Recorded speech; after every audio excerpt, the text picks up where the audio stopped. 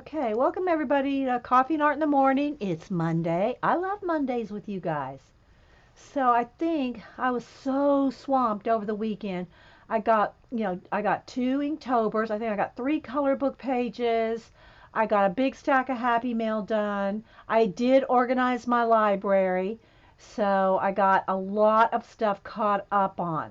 So I have a couple more projects, a couple portrait things I'm working on. I want to finish up Jen's and get that out to her this week. And then we did not get to go down to that little cemetery because it was raining. So we didn't get to do that. But other than that, I got a lot done.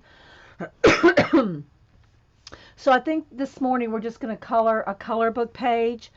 This is a Korean book, but I'm not sure what it said. I mean, I don't know what it says. But yeah, this is one that Melody sent me. And so I do have a page picked out. I have this page picked out. I have done a flip of this already. We might do another little flip. Now I'm starting to get talk and my voice is going. Sorry, sip of coffee here. And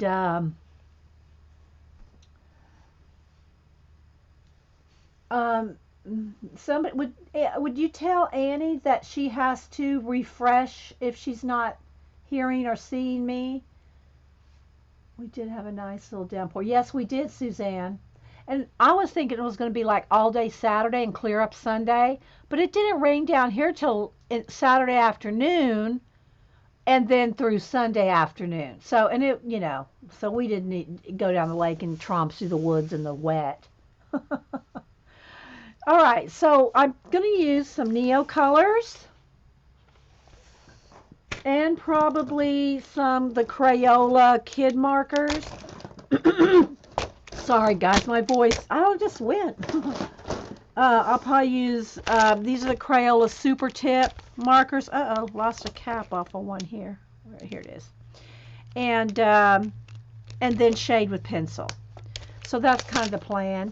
The paper is like cream color. It's kind of an off-white cream color. Morning, Eileen. And so, yeah, that's what we're going to work on. I kind of have some ideas of the colors. I'm thinking I want like black or black and pink and red and use pink and red. Even though there's really no red in the cherry blossoms, I might put some red in it just to be, make it pretty. But then I think I want black behind here, or it could be red. I think red and black and black. Okay, so I think I will start with some acrylic paint background, just because it's quicker to paint the background like that. Let me get a little bit of wax paper so that when I'm painting it doesn't get on the other pages. So if we have time, might work on this for a little while, and then maybe I do want to get back to working in the Dilutions. I couldn't think of the name last week. The Dilutions journals that I have 3 of that I work in. And yeah, Eileen, we were talking about that. It's cold. I want to get back to the Dilutions journals. So I'm going to just pour out a little black paint here. This one's almost empty. And I do not use my water brush. I got the water brush out for the Neo colors. Do not use your water brush for acrylic paints. Just saying, you probably will ruin it. So I hear you, Diva. You're going to have to knock me out or going to have to go out. One or the other. Okay, so I've got a couple size brushes here. One for the little details and one for the larger areas. So, yeah, so I'm going to start that. And I'm just going to chat and paint and color. So, if anybody did anything interesting over the weekend. Okay, this one's going to, seems like it's got some flare hairs. I'll have to get a pointy brush here. Get a different one.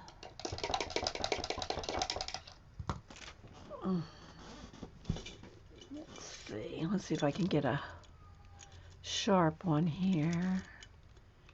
Let's look. Yeah. Uh-oh. Well, I just dropped that one. Let's lay it right in the paint. So that'll be fine for that.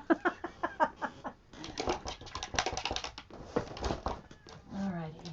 I want to get these small areas done first. Get a couple Kleenexes here for dry the brushes. A tropical storm freeze. Ah, dang. That's way south. There she goes running. You'll probably hear her. Way south Florida. One of the girls was saying around, just south of Orlando that it was cold. But you are practically on the southern border, Eileen.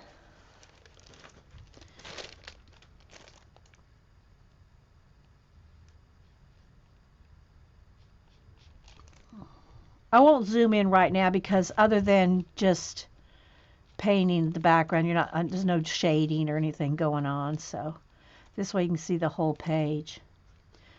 But maybe we can get out some chat pack or something and chat, talk about things, some questions or, make it kind of fun.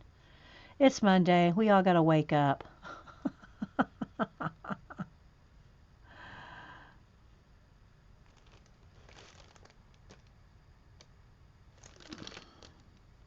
And you don't have to do the background first. For me, I think I enjoy the background because then you feel like you got a big chunk of work done when you have the background done.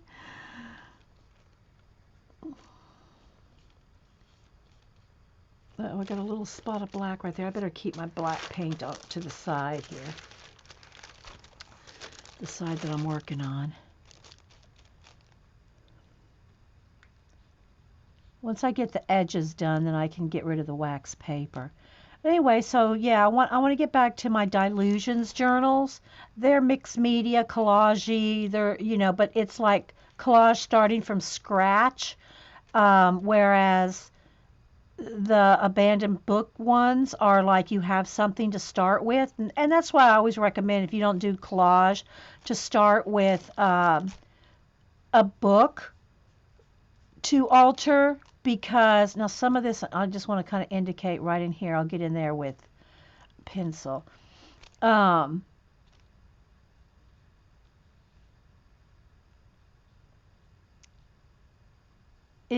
don't have to start from a blank page. But my Dilutions journals, that's what it is. It's mixed media collage starting with nothing. Which, you got to have a little bit more imagination for that than starting with an abandoned book. That's why altered books. Altered books are good to practice and, get your collaging techniques down. Because, I'll make sure that little edge right there is not going under the book. Let's go ahead and just get this edge, and then I can remove.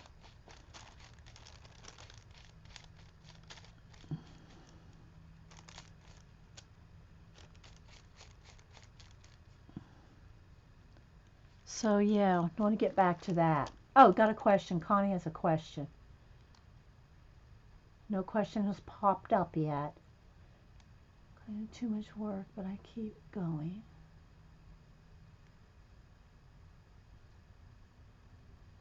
I'll have to check it out. Yeah, I will. I saw after the fact, I think Jean tweeted it, that you streamed, and that's when I ran up to the store. I was gone for a little while. So anyway, when I came back, I saw that Jean had said that you'd done a test stream. And yeah, I have to watch the recording. Okay, I'm trying to figure out. Oh, there it is right there where the edge is. Now, Diva, you're going to have to go out if you keep it up. Can't listen to you meow the whole show. She's up on the drafting table right now.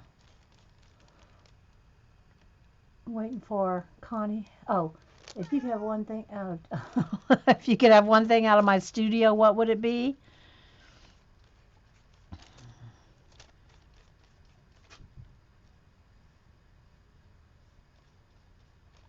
I'd have to take my portfolios if I had to have one thing. portfolios and art journals, but all my portfolios are art.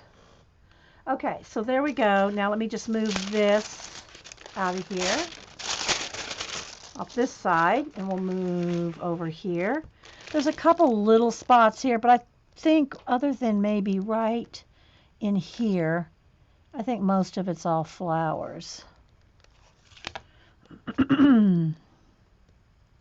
Why, Connie? Is there something in my studio you've seen?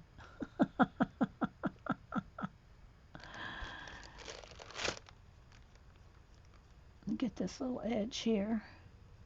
And then we're going to do watercolor or neocolor on the flowers. The arm is up and running. I'm going to collage the outside of my green bathtub. Oh my gosh, that would be a lot of work. You'd make sure you seal it good, because you wouldn't want humidity and things from the the hot water and steam in a bathroom to make it come off. Are you talking about in your bathroom, or are you talking about some other kind of tub, Judy? Like a garden tub for flowers, or what?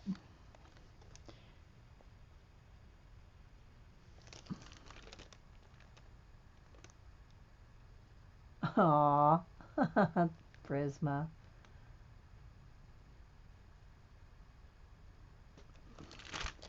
My paints are only craft paint. They're only like, they're really the most inexpensive paint you can buy. Okay, let's see.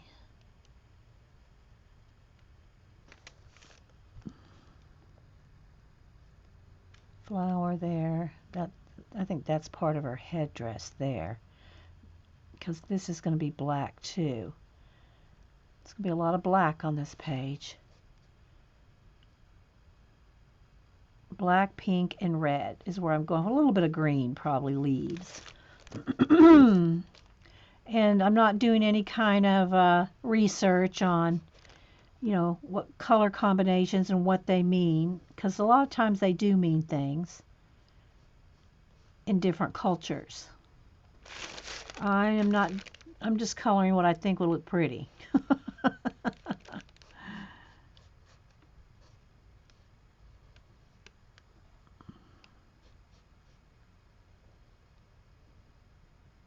So we always ask what everybody else is working on.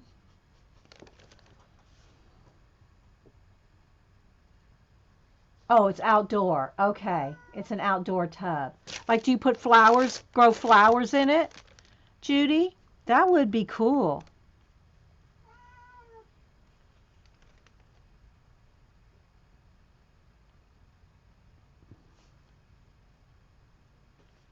They're all at Michael's and Hobby Lobby. They're all at the craft stores or whatever craft store you have. They're standard paint.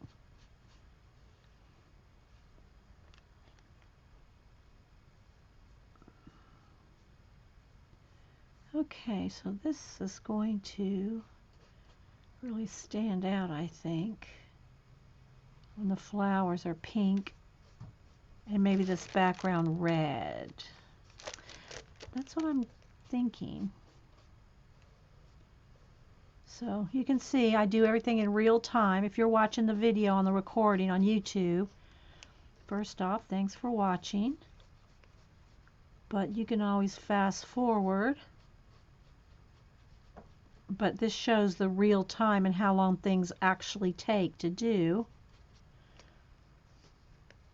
Oh, that should probably be white there, or pink. I think I'll go over that with white and make that pink in there, or red, pink or red. So let's not, this is the edge here.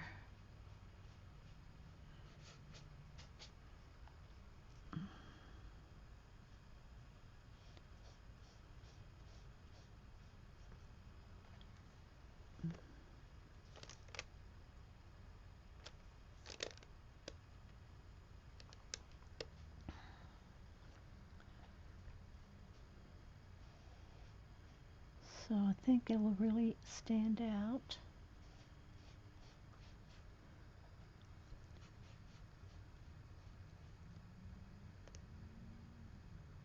holding my breath right here on this line. There we go. There we go. Prisma DDR craft paints are standard beforehand, but well, I mean the colors are just regular old Americana deco art.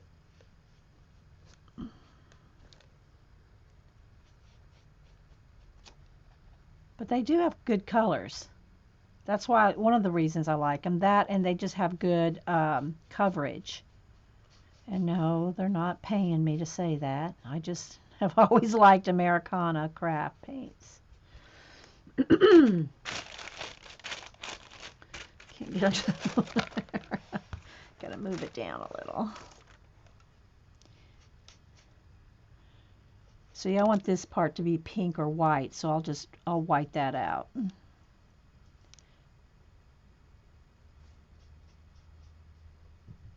I was thinking it was this part.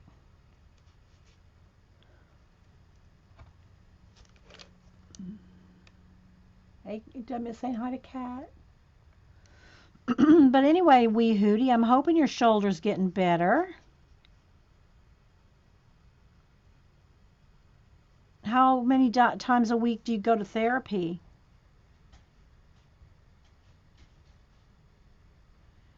And then I think this right here will be black. And this part right here, gotta be careful, I don't want to stick these pages together.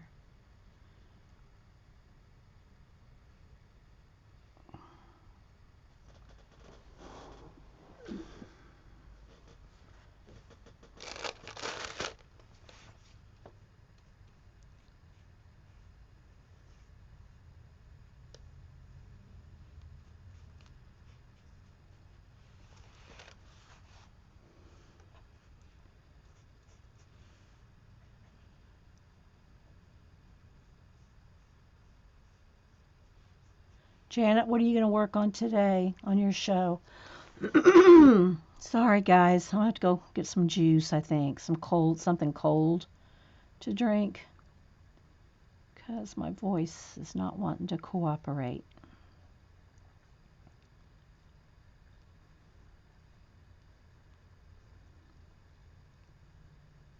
And I didn't see Jean a lot. Well, I gotta say, I was not that much on Twitter this weekend other than posting my color book pages because I was just really busy working on all that and the library. I was so glad to get the library organized. So I got that done and caught up on a bunch of half-finished color book pages, which I posted on Twitter, Instagram, and Facebook.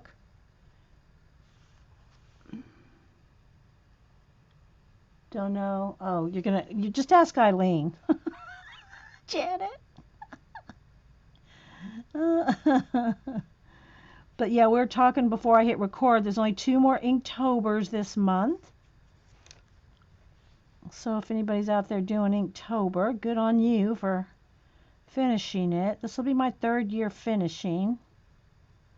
So even though I did do a minimalism this year, kanji calligraphy with just a minimal bit of sketch with it, I was still glad to do that.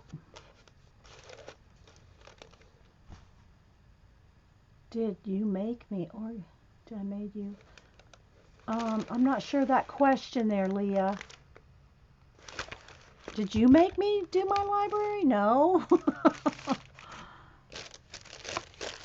Maybe I'm misunderstanding.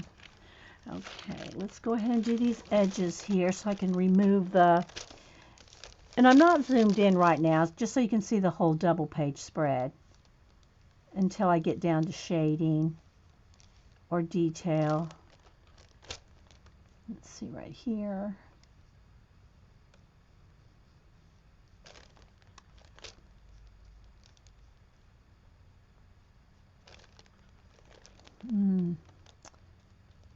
I think by these branches will probably be black. Right in here.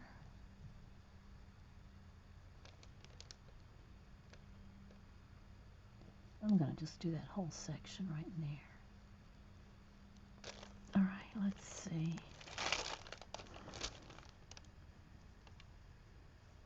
But anyway, when when you do real time, I like that because you can see how long things actually take.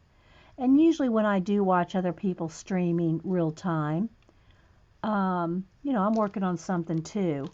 So it's like someone kind of keeps you company and talks to you while you're working. So I hope all y'all are working on stuff if you're watching this recording. Oh, bye, wee Hootie.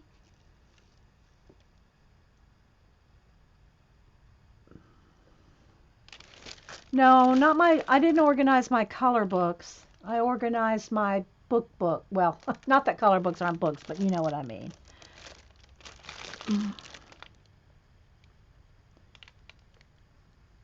Organize my library of reading books.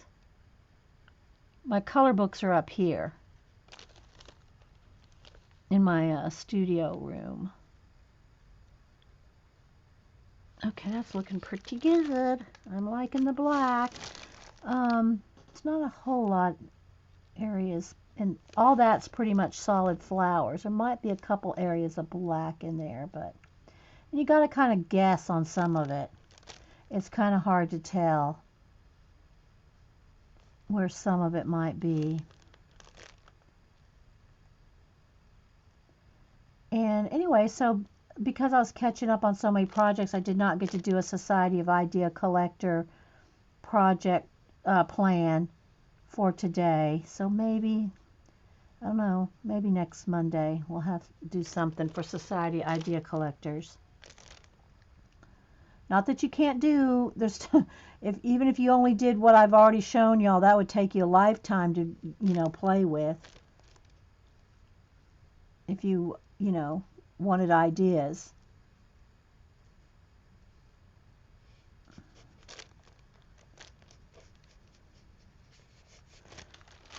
It's really looking pretty with the black. Hey, Krusty. Anybody else I missed? Thanks for stopping in.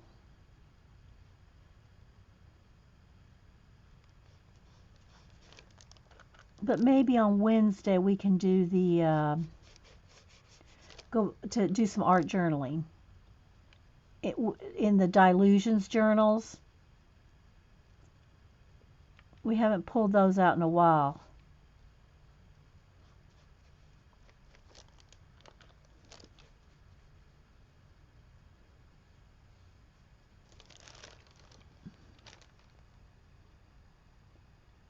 Yeah, she does kind of, doesn't she, Julie?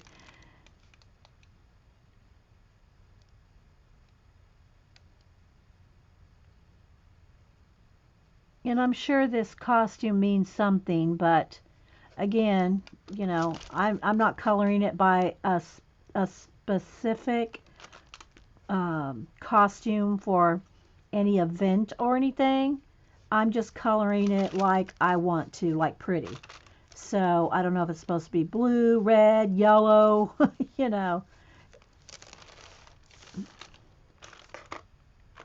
Okay, let's see over here now. Let me get this edge so I can get rid of this crunchy sounding wax paper.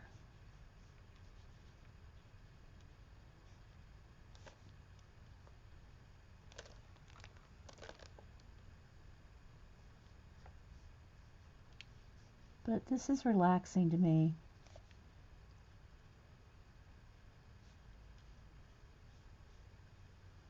Painting like a background like this. Kind of quiet though for a Monday. Need to liven it up. Guess I'll have to get out a chat pack.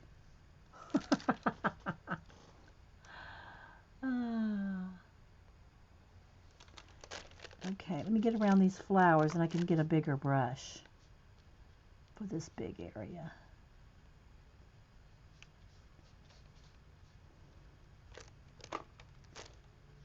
Is anybody doing any dressing up for Halloween or anything? Going to any parties or doing anything for Halloween? or just dressing up and handing out candy or anything like that?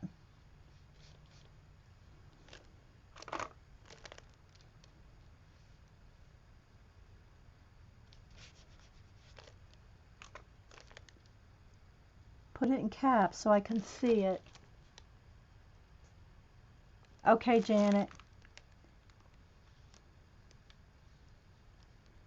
I gave my cat something else to eat before I came on here because Hubster fed her like at 3:30, 4 o'clock this morning. So I'm sure by now she's hungry again, or was. I fed her again.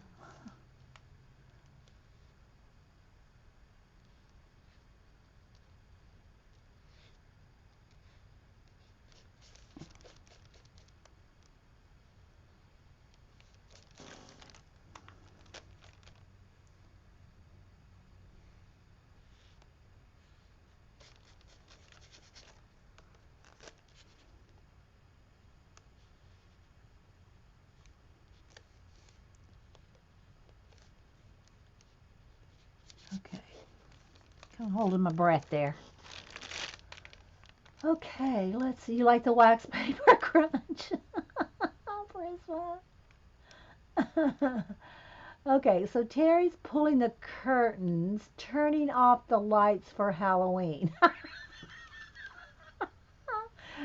Terry, would you get many trick-or-treaters where you live? You're kind of out there in the woods, aren't you? Well, I don't know. I haven't seen pictures of how many houses are around you, but good one, Terry. Oh, Pecola, chapter 3 of Sebastian. Oh, okay, thanks. Yeah, Mary's chapter 3 of Sebastian the spider. That's so fun. I love that. It's going around the petals there. They're kind of hard to see. We hosted a trunk or treat for 300 kids yesterday. Oh, wow. So you're done with Halloween. Okay. I guess so, Julie. You're done with Halloween.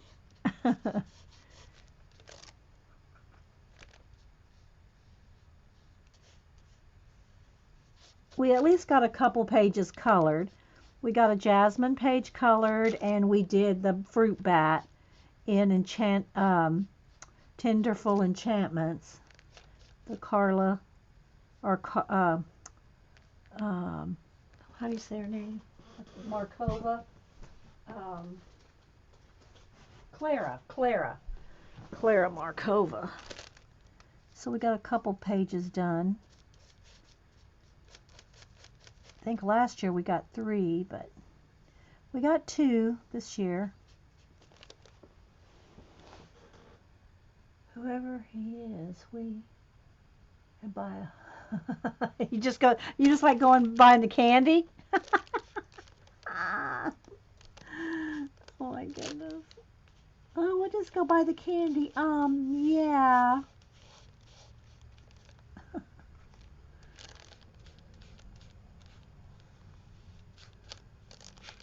Okay, let's get around these petals and I'll get the bigger brush out.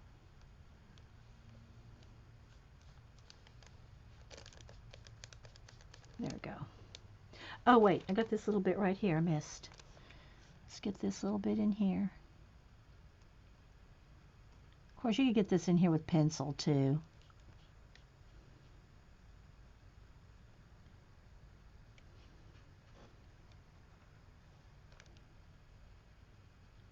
But I have a tiny brush, so we'll go for it. But you can sharpen it, like if you can't get real close to an edge, you know, get as close as you can and then get in there with pencil. Just remember though, if you want to put a glow around something or a shadow, you know, something around that goes on top of the paint, it has to be on top of paint, not pencil, or it won't work.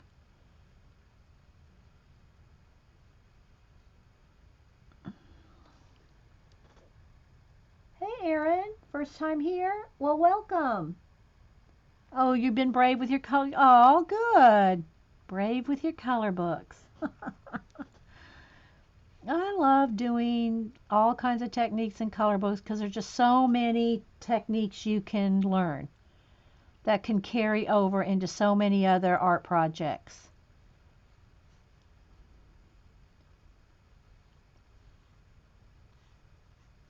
That's how I look at it. Plus, it's just fun and relaxing.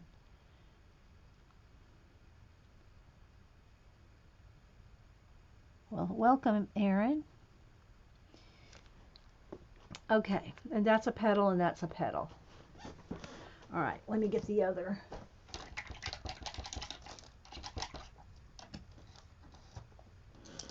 All right, I might need that brush again. Let's pull that back. Okay, so I'm going to go with the bigger brush to get this big area done. Prisma's asking a question. How can you achieve skin tones with marker if you don't have Copics or anything like that? I don't know. I don't think you can. You'd have to do it. I would do it with pencil. If I didn't have Copics for markers on skin, I would just go straight pencil. Skin tones, blending skin and all that. I mean, you could do it with watercolor, a watercolor wash, and then pencil on top.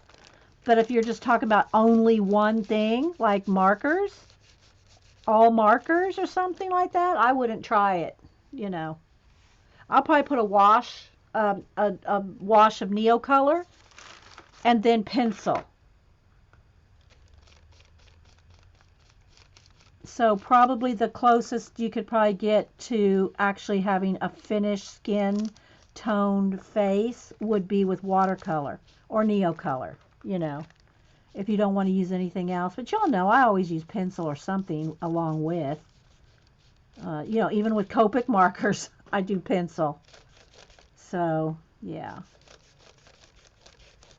But just like these kid markers, like I mean, you could do it for a tiny little face, Prisma. Like, yeah, just a little tiny face. You could do a light peach, you know, marker, something like that. But like something this big, I don't think so. I mean, I'm sure you could, but nothing's impossible. But, you know, I would go with watercolor or Neocolors and then pencil shading. All right, so and this black background here, there's no water in my paint. It's not wrinkling my page because there's no water in my paint. It's just flat black acrylic paint. Try to get on the edge there. And again, it depends on how much, you know, like I said, we talked last week about there's girls that use pan pastels and pastels. They could probably do it with pastels, you know. I'll show you in a second, Beth. There's not a name on it. It's in Korean, so I can't tell you a name. I'll have to show you the cover.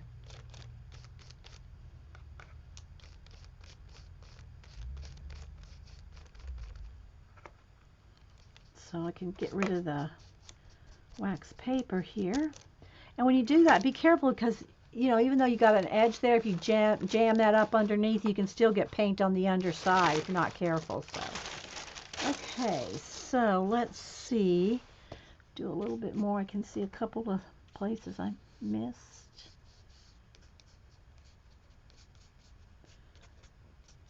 Okay. I see a couple up here too. Go back to my little brush for a minute. Right in here. Where'd I see it? Well, I just get it with pencil.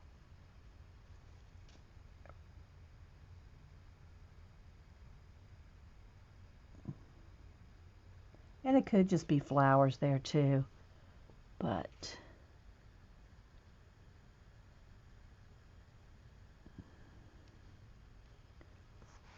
okay. Oh, let's see a little bit something over here. Right in here.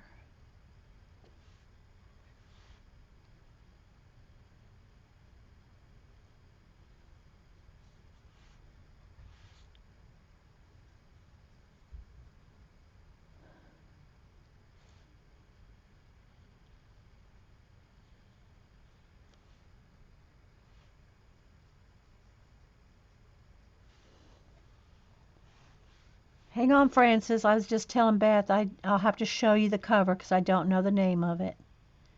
It's in Korean.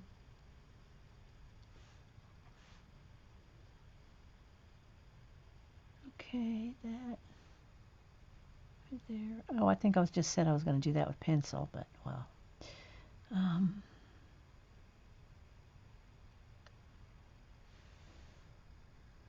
Okay, that's pretty good.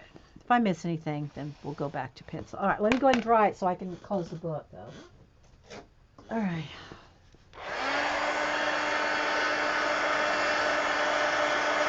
Yes, I'm going to do Neos on all the watercolor. You might have not been here when I said that, Prisma. I got my Neos right here. Yeah. We're going to use Neo color and pencil shading.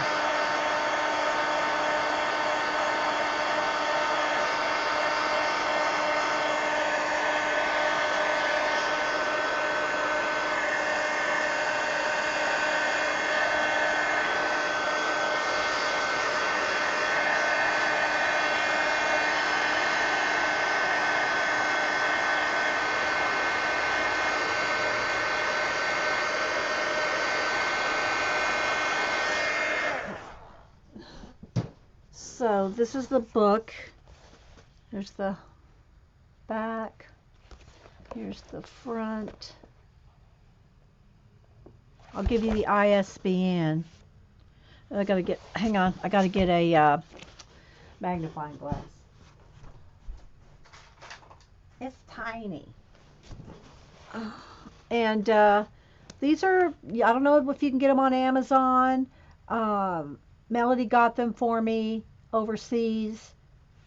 So this one is 97911952468. So this is what it looks like. I'll do a quick little flip here for you. So this, and I've shown it before. Let's just go this way. Well, maybe not. Maybe. Trying to hold it up a little so that the window glare. Oops.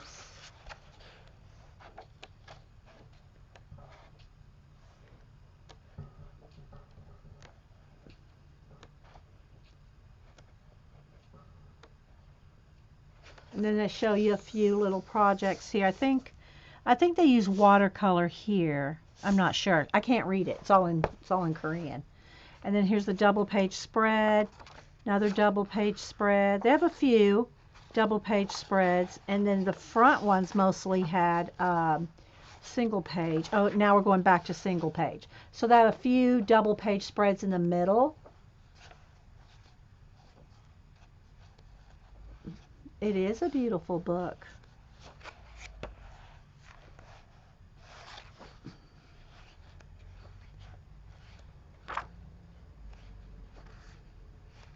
And the paper's thin, and it's cream color. There's no texture. It's smooth.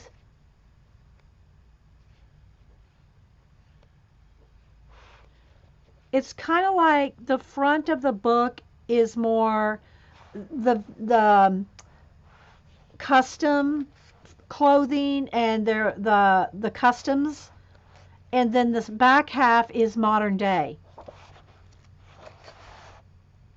So it's like somewhere right around here, it starts being modern day.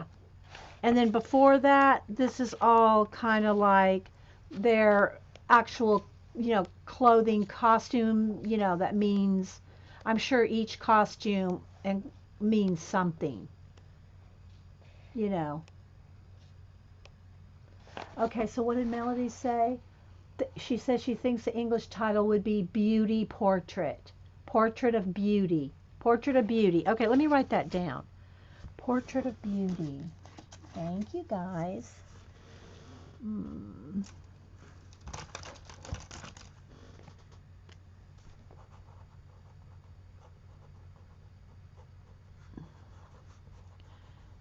It gives me something to put on the, on the video. But I don't know who, Melody's the one that sent it to me. I mean, I don't have a... What the heck is that? It must be next door. I can't read the name, And then it's got some samples here.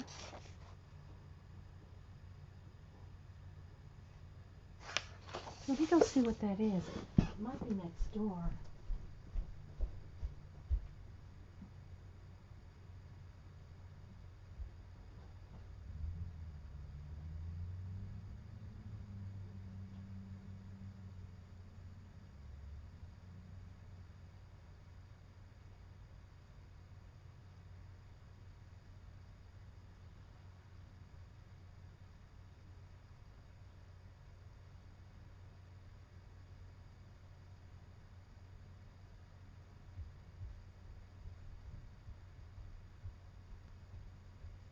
I don't know what it was. Anyway, it was loud. There's 3 left on Etsy. Okay, Terry, thanks for putting the link in there. So,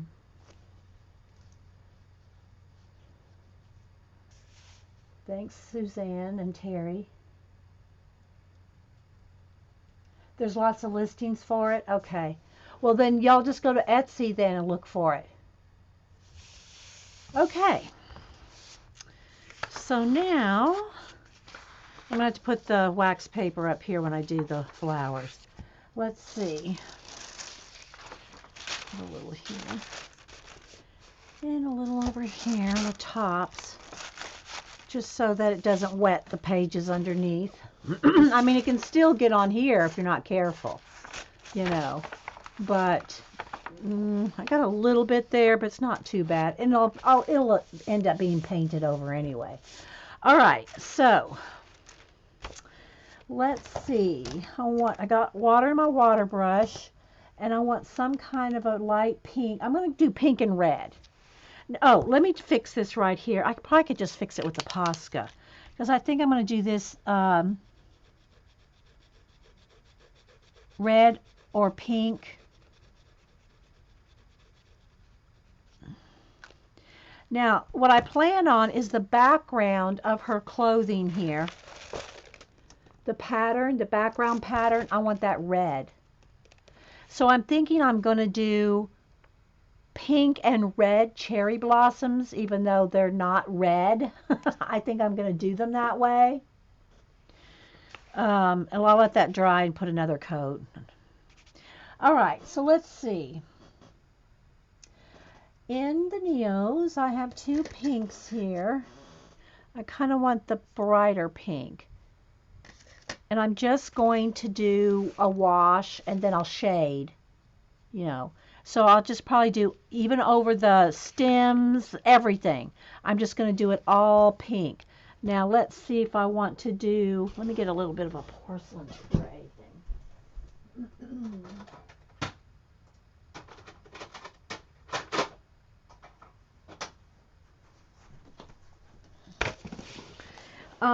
Sometimes you can pick up more with your Neo colors if you put it in a tray like this, a porcelain, plastic, metal, and if you put it down, and these last forever, guys. I mean, I've had these 4 years, and you hardly can tell they're used. They just last forever. So now what I want to do is I'll just pick it up with the. Well, I didn't want to put that away because I'm going to use it again. Let's start over here. And I'm just going to color all. Let me just squeeze a little. If you want to squeeze water out, squeeze it on your tray, not on your book. So all I really want to do here is a wash. I'm just going to go over all the flowers. And then I'll shade with pencil. This will just give a pink wash. base coat. I don't think she's a nun, guys. I think that's just, she just has I don't know. uh,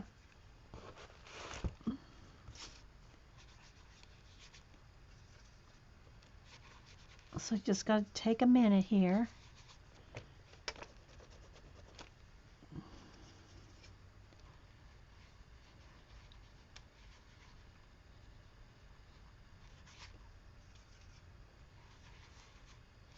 And you can also just do this and pull it off of the crayon.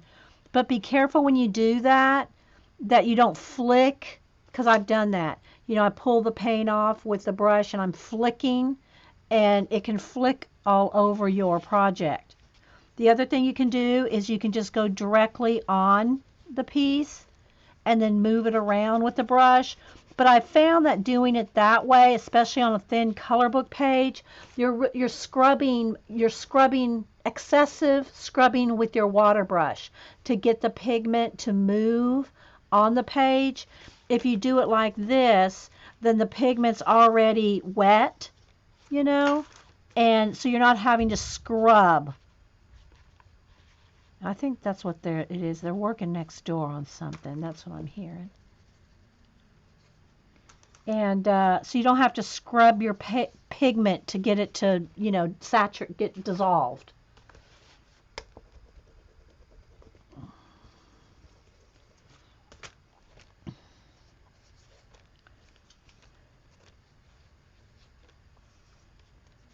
And like with any color book, don't, you're using water, but if you want darker layers, dry it and then put that next layer on. Don't try to get a whole bunch of wet on here, because it's not the pigment that goes through your pages, it's the water. When you get your page wet, you go in the bottom down here. I think Janet does hers that way too.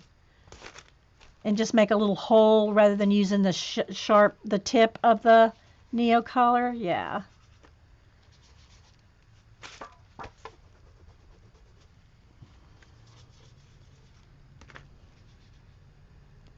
And the thing about using one of these trays like this, because it's like a watercolor, you can just take a baby wipe and wipe this all right out.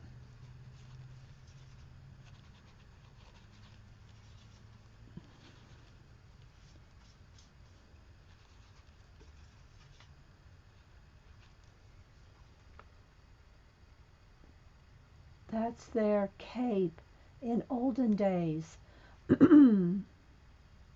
Yeah, from watching Korean dramas. Okay, yeah. I know it's part of their, costumes. And when I say costumes, it wasn't a costume probably in the day, but it was clothing that meant something at the time.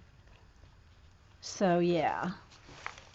All right, so got that side done. Now let's just keep going here.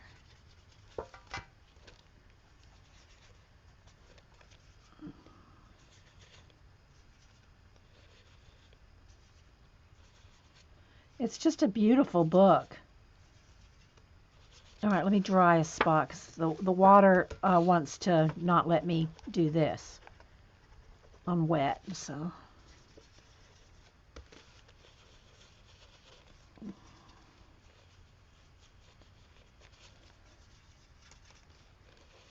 But it goes pretty fast, as you can see.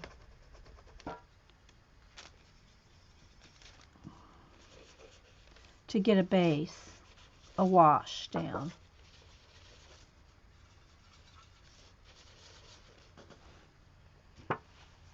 Hey, Azure.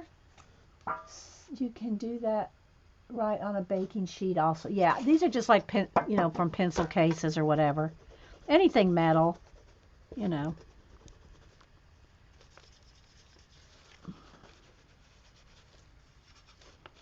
Any, your palettes, the butcher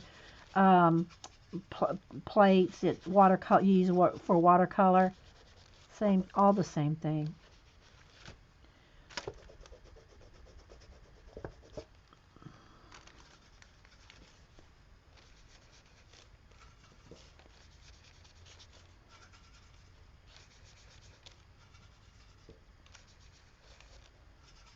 I'm going over the branches. I'm going over everything. Just getting a flat pink wash on here.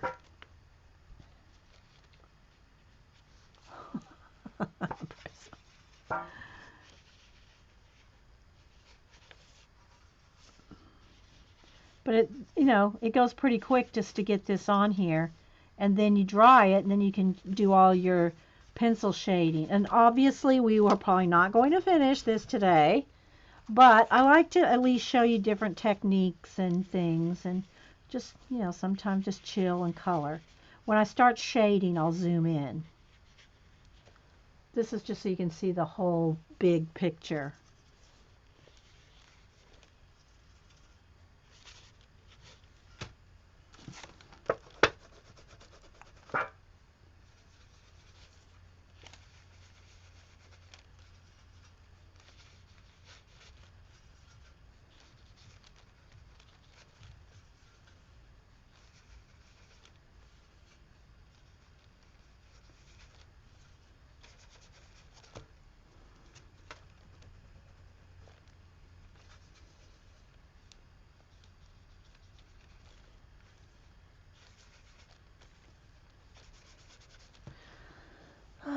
Hey, Miss Vicky B. Good to see you.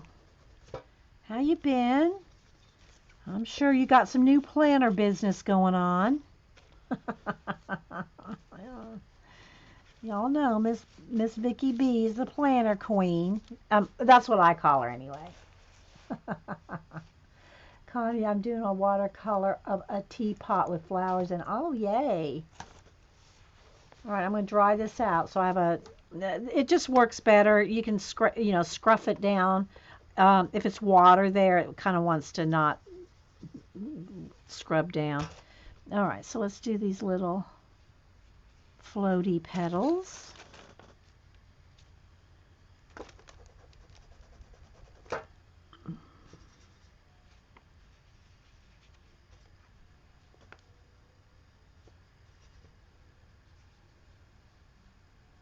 And you certainly don't have to rush through it when you're doing yours. Okay, so there's a few petals floating down on her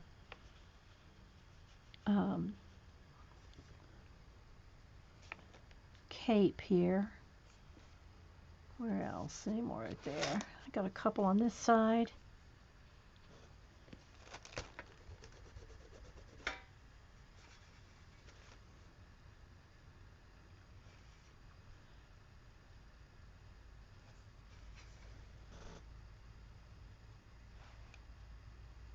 You always have new planner stuff. I know. I love seeing them all. I do have one of those me and my big idea planners, but I don't use it like to keep up with what I'm doing. I mean, like a diary. Okay, so I think I'm going to go ahead and put her lips. Let's go ahead and do some pink lips. And I'm going to use the peach color as a base on her skin. And again, this is where I kind of I put black there thinking that was part of this, and I'll probably put a couple more coats of, oh wait, here's one more little petal right here. I got to paint that out again. All right, let's see. Oh, there's another one. The little petals are hiding in her pattern. Let's see if there's any more.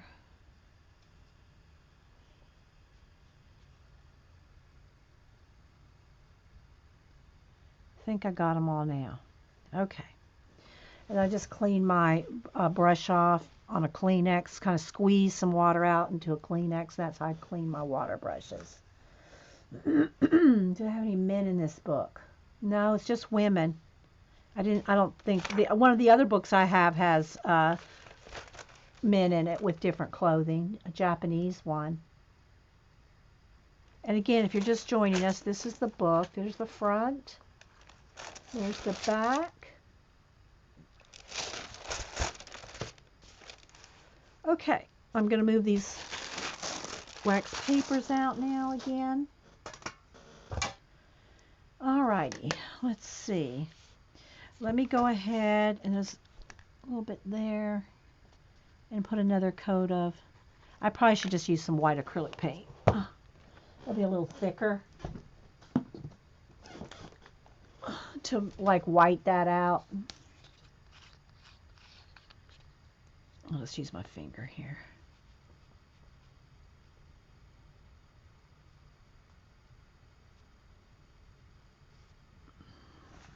And it might take another coat too, because that's black paint that I put on there accidentally. So we'll go with one coat there and let that dry for a second. I'll put another coat. Or I can just go, and I'm going to use some markers too. I'm going to use the kids' Crayola markers in some of the detail, I think. And let me hit all this with the heat gun.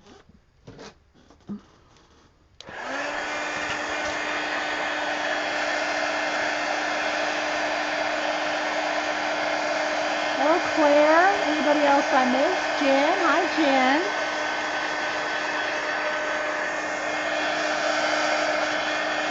And you really want your watercolor areas, you want it really dry. I mean, you really have to have it like 100% dry, because if you try to use pencil on damp paper, you're going to tear it.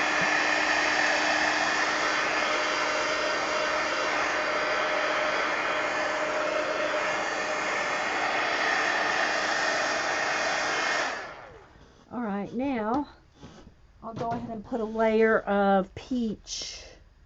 Let's go with the light peach for her face.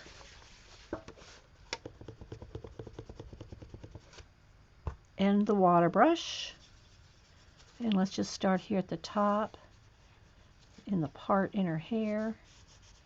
And again, I don't want to oversaturate it because it is thin paper.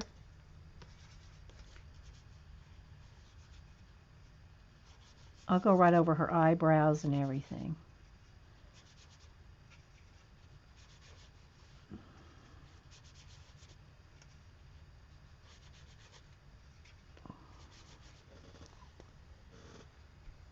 If you have any questions, just throw them in caps.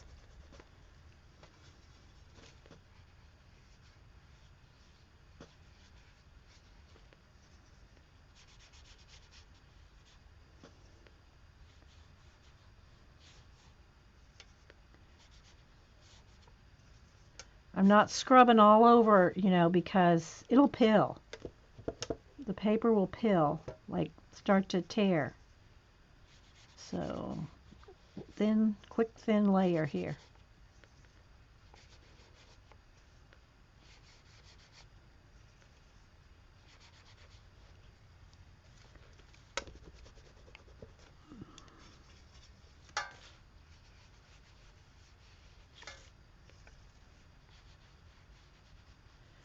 Ooh, I got some black. Oh, I think there was some, I got smeared some black on her face right there. I think I smeared it from this tray. So don't put your trays on your page. We'll just go back over it. And we got pencil anyway, so. I'm thinking, I'm not sure if that's her neck or part of the clothing, but I'm going to go with neck.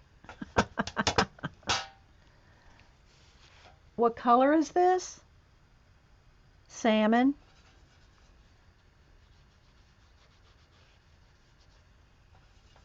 It's just like the peach. There's two peaches. There's salmon and apricot. The salmon's a little more on the pink side. They're pretty similar though. Do her hands here.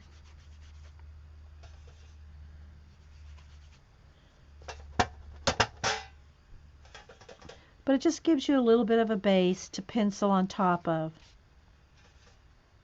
And you could do this with watered down acrylic. We've done that before too.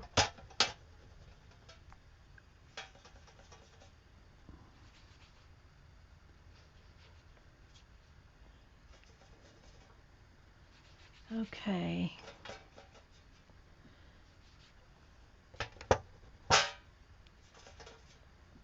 Here we go. Okay. And see, it's buckling a little on her face there, but by the time you put pencil and everything else on, I've found the buckling is minimal. Can you use these crayons on very... Yeah, you can use them on thin paper. This is thin paper. This paper is probably not... It's probably just this side of copy paper. Thin. It's thin. Thin, thin. Okay, let's dry. And again, I got a little bit of a black streak on there from the pan.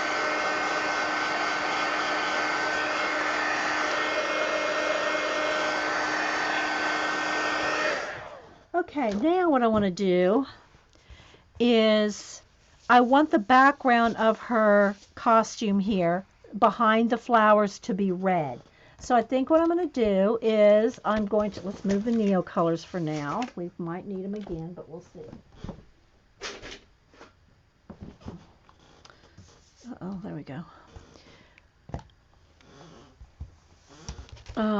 Red. This red, this red. Let me do a test. No, that one's kind of magenta. I want red, red. Yeah. So I'm just going to use these Kids Crayola bullet tips.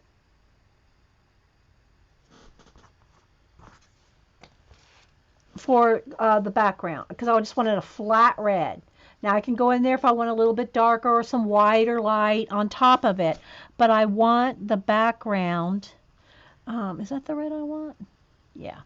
Let me go ahead and zoom in now since we're going to be doing detail.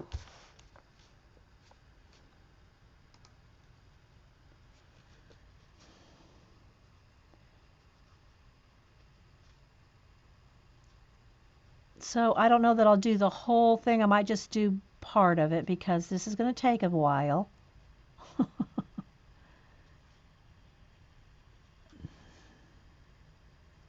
I might just paint this part red. So this is the background behind the little leaves, designs, a little bit of flower. There's a butterfly or two in there in the fabric, right?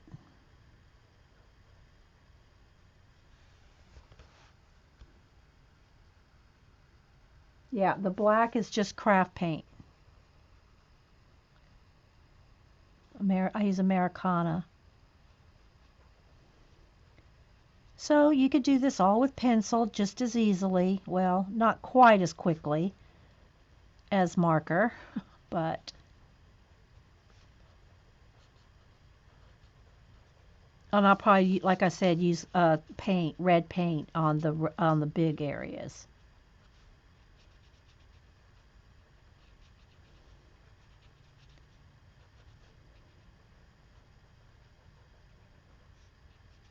I just thought it'd be very dramatic to have pink, red, black, and white.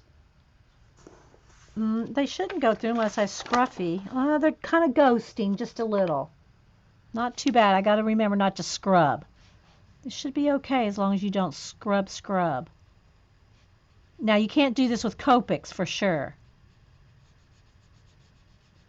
But if it ghosts a little bit, I really don't care because I'm going to paint the other side too. So, you know. But be aware and always test your color books on a back page. I rarely have too much issue with the Crayola unless I forget that it's a double side page and I start scrubbing in and trying to get it dark and all. Then you can ghost it. So do be careful with that. But actually this red is just not as vibrant as I was hoping. It's okay. I mean, it looks more vibrant on camera, but it's not that vibrant. So I might have to do a little bit extra shading with pencil, which is fine. It's just quicker to do a base coat like this. You just got to kind of watch where you're going because it's a pattern. So there's all kinds of little leaves and butterflies and little swirls, little paisleys. And you're trying to kind of figure out where the pattern's going.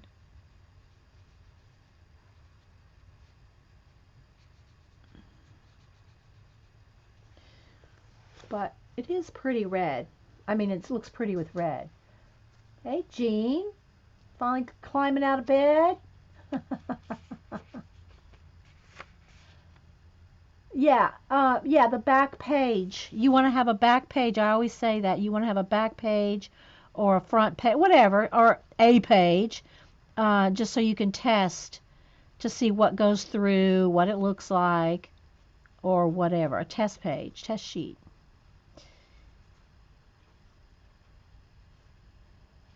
Because every color book's paper is different.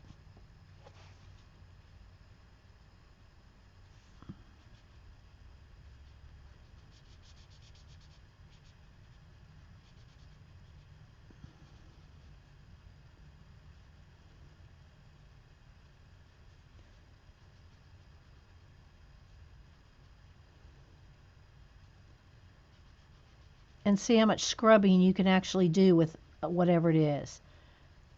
Some you just can't hardly get wet at all. Like Bennett Klein, you got to be real careful with his paper. Unless you print it, you can print anything out yourself or copy it off on cardstock.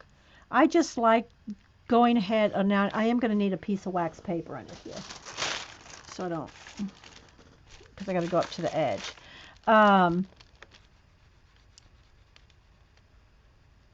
I forgot what I was going to say. Anyway.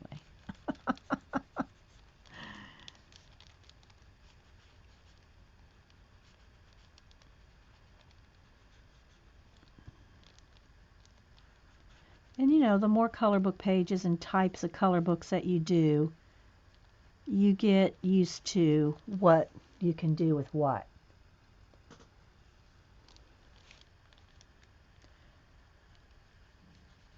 I'll work a little bit more here. Then I'm going to go get either some coffee or some juice because my throat is starting to get scratchy. And I did make coffee, so.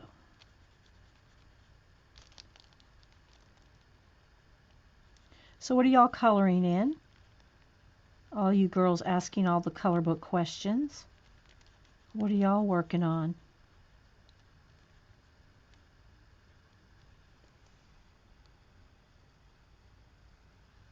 So you can see it's going pretty fast here.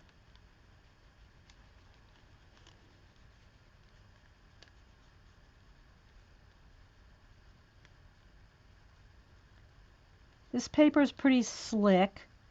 It's not like shiny or coated, but it's smooth. There's no texture at all in this paper.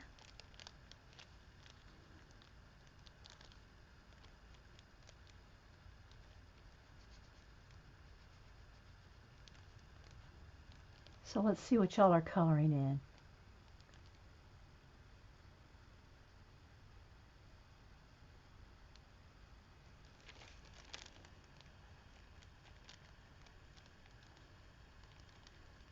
What color book you're coloring in, and if you have a favorite, well, I think I've asked y'all before your favorite color books. So what are y'all coloring in at the moment? Because sometimes it's hard to pick, right? I think the color book you're coloring in at the moment is one of your favorites for sure. Little butterflies in here.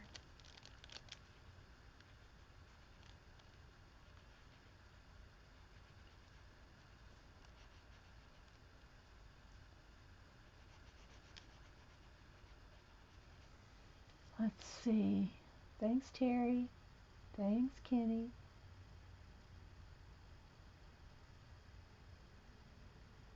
No, I don't have a designated color book just for all testing. The reason I don't do that is because every color book paper is different. So just because you test something in one doesn't mean it's going to react the same in another.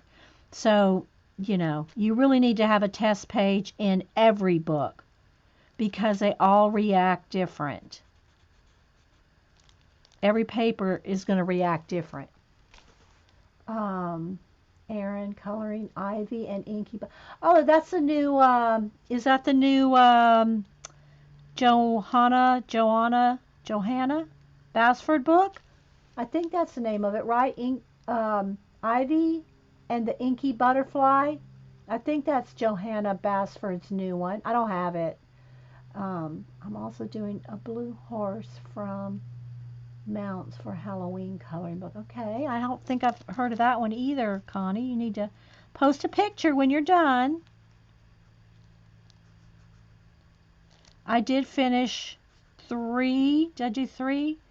I think I did 3. Did I post 3 or did I just post 2? Anyway, I posted the 3 pages I finished yesterday and Saturday. I got my 2 Inktobers done, one for Saturday, one for Sunday. And then I got a big stack of Happy Mail went out, and I organized my library. So yeah, the only thing I didn't get to do, and that's because it was rainy, was go to the lake and do that rubbings off that 1740. That's what Hubster thinks it is. I don't know. Little graveyard cemetery down there in the woods, because I wasn't going to traipse around the woods in the rain. So just wasn't going to do that.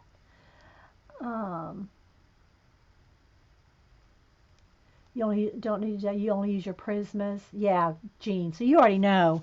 You're going to use Prismas if you color, so you don't really test anything.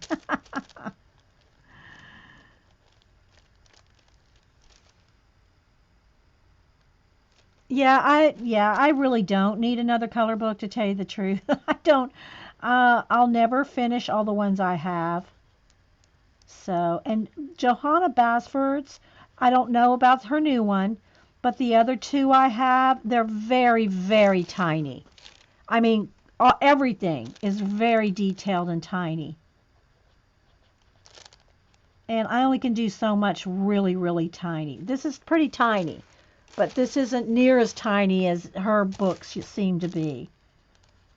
You got to have some good eyes for those little bitty ones. Same thing for mandalas. I don't do mandalas. I don't color those either. Julie Topaz now. Wow. She can rock those.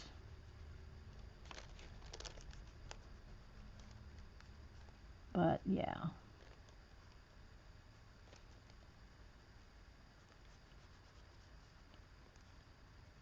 I'm enjoying all these color books that I have at the moment.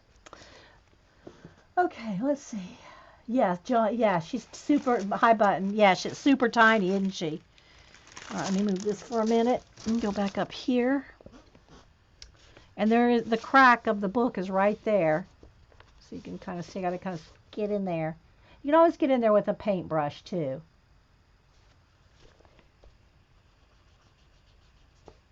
But if y'all are working in something, tell me what it is.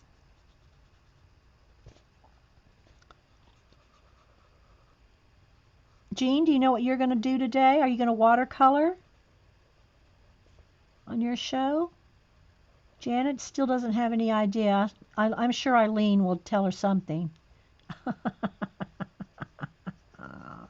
We love to tease our Janet and Eileen.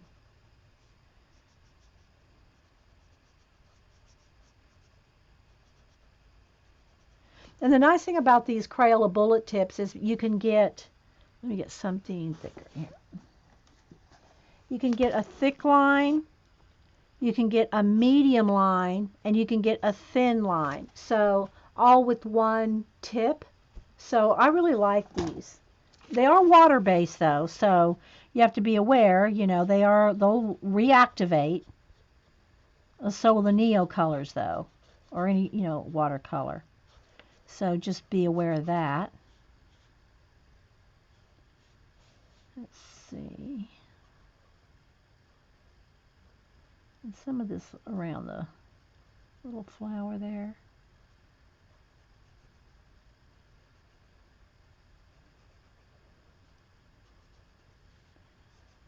Little butterfly right there. Little swirl, little flowers, little leaves.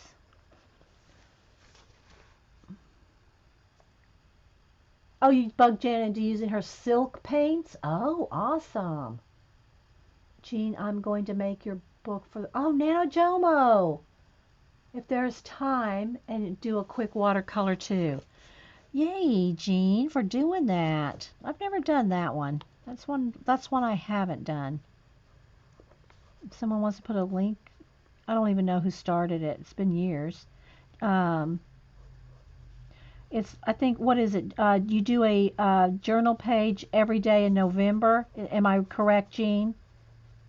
That the premise of that challenge?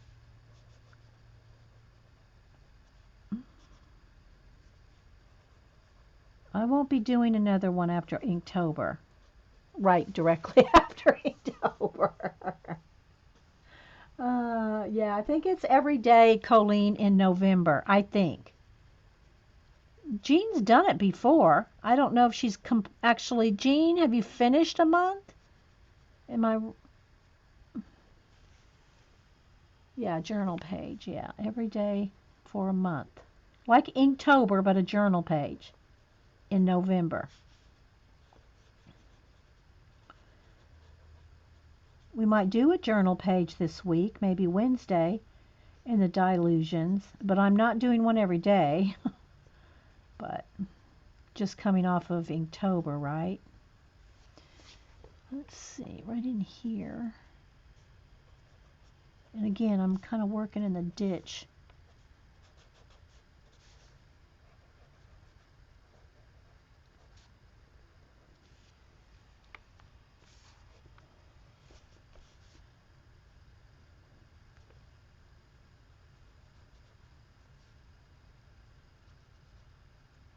You know, a bunch of the girls in the color book community have been doing Halloween pictures, like Anne and Jen. I was glad to get 2 Halloween pictures done, one in Jasmine and then the fruit bat one in Tenderful Enchantments. I don't know, do we do something else with pumpkins? I don't remember. So I was glad to get a couple things done. And I did do my pumpkin, which Hubster took to work and put on his desk. I never did do a little video of that. I just, what y'all saw here. And then I did varnish it, and he took it. So at least I won't have to throw it away. It'll last. All right, let's see here. Where am I?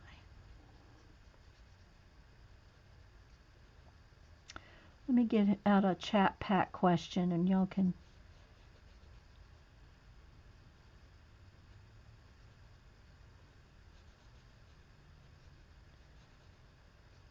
Do a question thing. They're kind of fun. Sometimes they get kind of the same. I mean, of questions we've already asked, but I think they pop in some really interesting questions every now and then. And Kenny sent us that new box O questions. So I'm sure there's new ones in it. All right, I'm going to stop right here and grab some coffee, and then we'll do a chat pack question. So she's coming along with the marker. All right, let me get a little Andy here. This is when I walk away. She can like hold Andy. And let me grab the chat pack here. It's called Table Topics. We'll do table topics when I get back. All right, let me just go grab something to drink, guys. I'll be right back. One moment, please.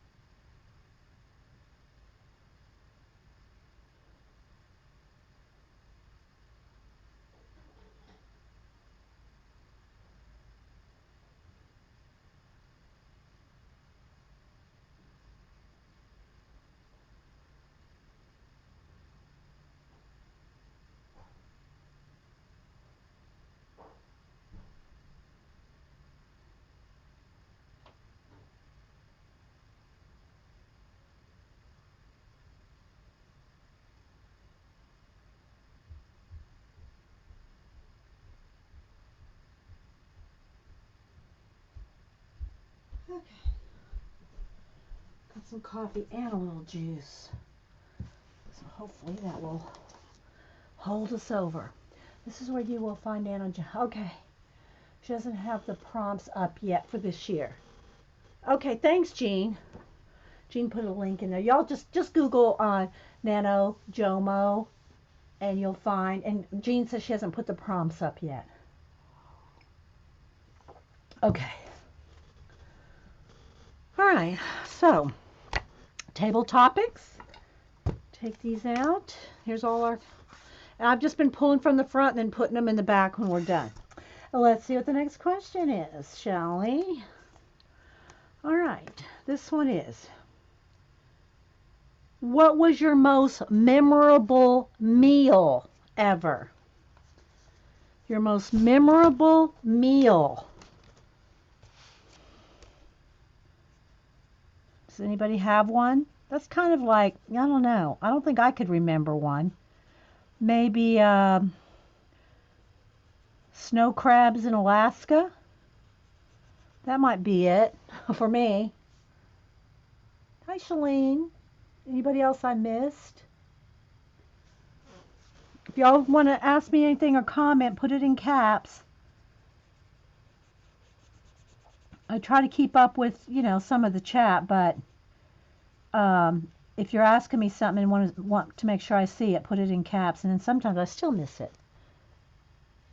Too many to choose from? Yeah. I don't know. You might have gone, to Paris, and had a meal on a, patio or something. That would have been more memorable. Golden Coddle. About made you cry? Veal piccata at a restaurant in Golden, Colorado, Janet said. It about made her cry. Buttons at her 18th birthday with my parents at a restaurant getting to order your first legal alcohol drink. Oh, brother Button.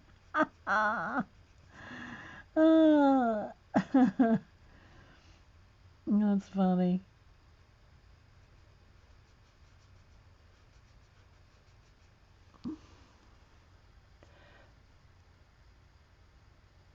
They spit it. Oh my gosh, your boys did not like your chicken in the crock pot and they spit it out, so you ordered pizza. Ashley. Jean, I remember the first meal at the Hungry Bear in Florida in 1974. The first time ever at a buffet. You were 11. Oh my gosh. Janet said, oh, it was so delicious. Daisy, high in the cold Rockies, we were in a tiny cabin restaurant. First time I had ranch dressing. I guess most of my meals, like salmon that we fished for, and the cats, we had cats, this was in Alaska. Literally, we're sitting in front of the oven, we baked it.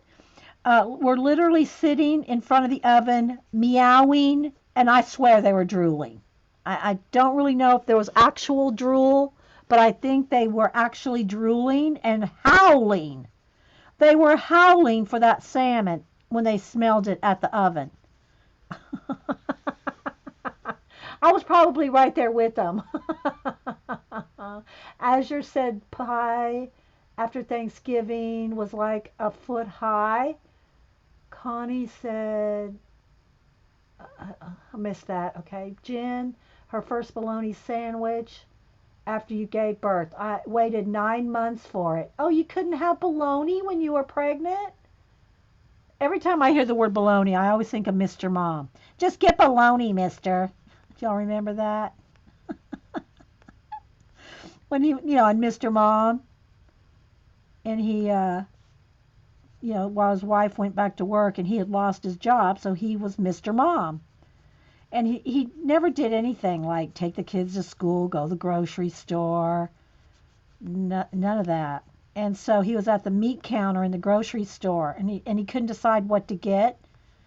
And the lady behind me go, just get bologna, mister. So anytime I hear bologna, I want to say that.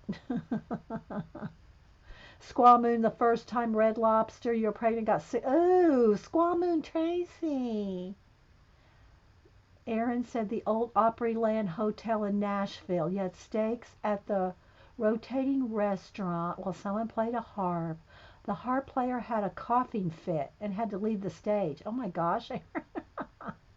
Oh, you couldn't have deli meats. No deli meats these days? I don't know. I probably had my fair share of bologna. Meow Cat said we were moving into our first home. Boxes everywhere. Just adopted dog. Okay. Y'all are talking a lot of throw up stories. Those, I guess, are your most memorable meals, right? The ones where people have thrown up in front of you. Twinkle Toe says, mine was when I was in daycare, served cream of carrot soup, refused to eat. They made me sit there for the rest of the day. Aww.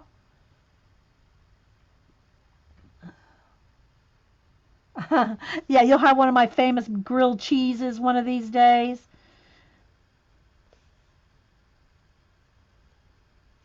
There really is nothing to them. I mean, seriously, they're just grilled cheeses. It's just that that's what I fixed company. It's nothing special. And I haven't used my little grilled cheese oven thing yet. I haven't had a grilled cheese since I got that. So I'm anxious to try it. I have it sitting next to the toaster, so the next time I have a grilled cheese, I'm going to try that little toaster grilled cheese pouch thing. See if it works. What I don't know though is if you have cheese coming out of the bottom, I mean it would go obviously in the little pouch, but how do you clean it? I mean, I haven't read the instructions. I'm sure you can wash it out, but Kmore had the authentic Peking duck when you were in China. Hey CB, Azure live crab bucket getting knocked over on the kitchen floor and 6 kids all jumping up on the table. Oh, a live crab got away. Oh, Victoria, my Uncle Andrew's cooking was amazing. I said, aw, Jean, my toaster bag should be right. Did you get some toaster bags, the same ones, Jean, that make the grilled cheese and whatever? Or are they different? Oh, you're supposed to throw them away, Janet? I thought they would clean up. Yeah. Janet thinks that you throw them away. I mean, they're like a Teflon, like a Silpat almost thing. I mean, I don't know. I would think they would clean up.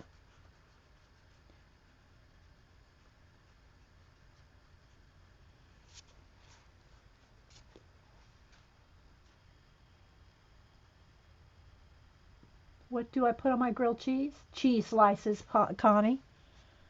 Kraft American cheese slices. That's all. There's nothing special. There's no special cheese. I just use cheese slices. But I like them nice and toasty. Hubster's been loving my French toast lately because can you get up and out of bed at 4:30 and make me my French toast? All right. And Annie, when he was out in L.A., she uses a Sara Lee. It's real thick bread. And so we use that for his French toast. Now it's like he wants that every morning. Really, Hubster? Really? So I fixed him again this weekend.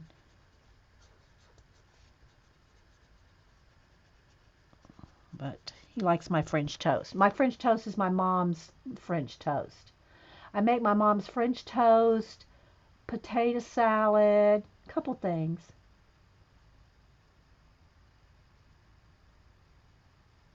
They're the same thing. They are reusable, Terry said. Janet says she's going to check. You can clean them with hot soapy water. Yeah, that's it. Butter on the outside, fry them up in a pan. That's all my grilled cheeses are. You have to have the pan really hot, though, when you put them up, When Jen from Australia was here, I was making her grilled cheese and I didn't wait till my pan was hot enough and they stuck. So I had to start over. Had to do round 2. So you have to get the pan real hot so that it immediately.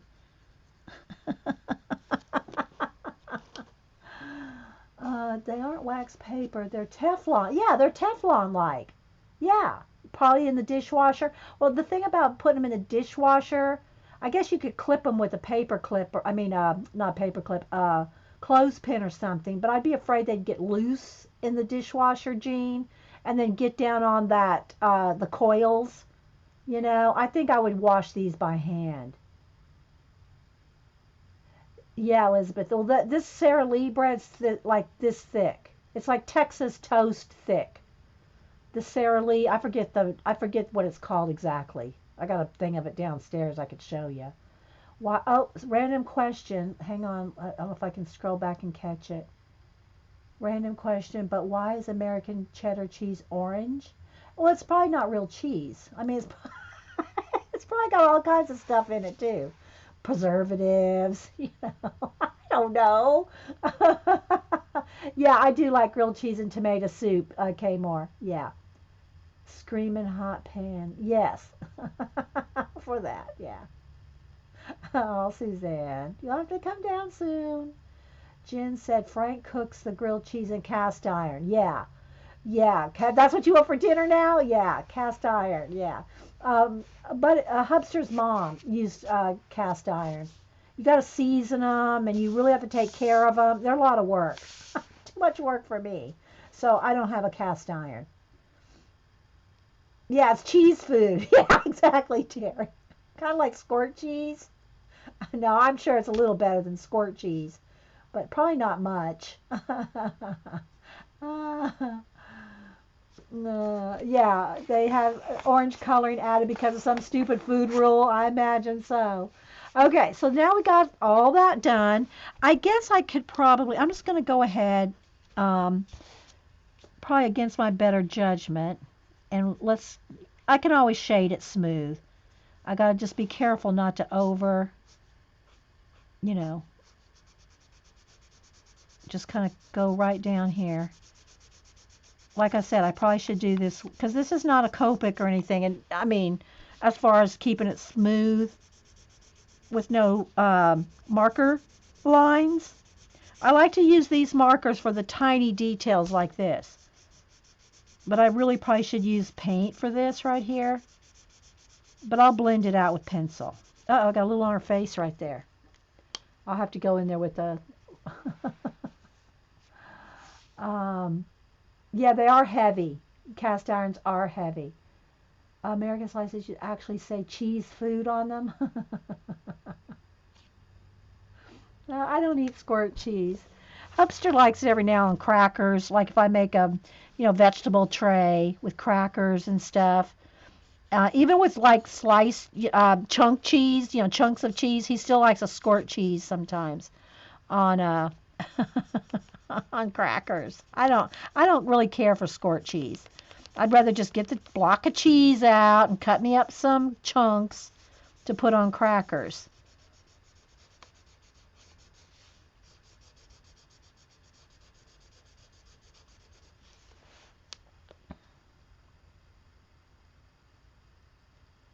Yeah, remember Velveeta? I don't even know what Velveeta was made out of.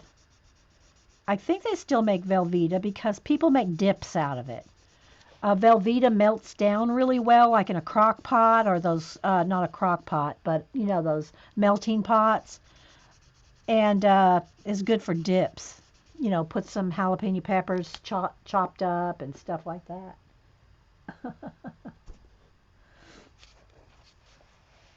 You just missed a bunch of cheese talk, Aaron. Just a bunch of cheese talk. Okay, so now let me go back to this and I think I'm going to do that, might do this pink or maybe green because I'm going to have some green in there. I'll leave that for now. I'm not sure what I want to do this little collar. Maybe it probably should stay white, but If that's the case, I'll have to paint that because I accidentally started painting that black. uh, yeah, plastic cheese. Yeah. Okay, so let's move on to a new topic. Let's get off the cheesy. Which American landmark would you like to see most? What American landmark would you like to see most? Let me take a sip of my juice. I got some little cranberry juice and my coffee here, so.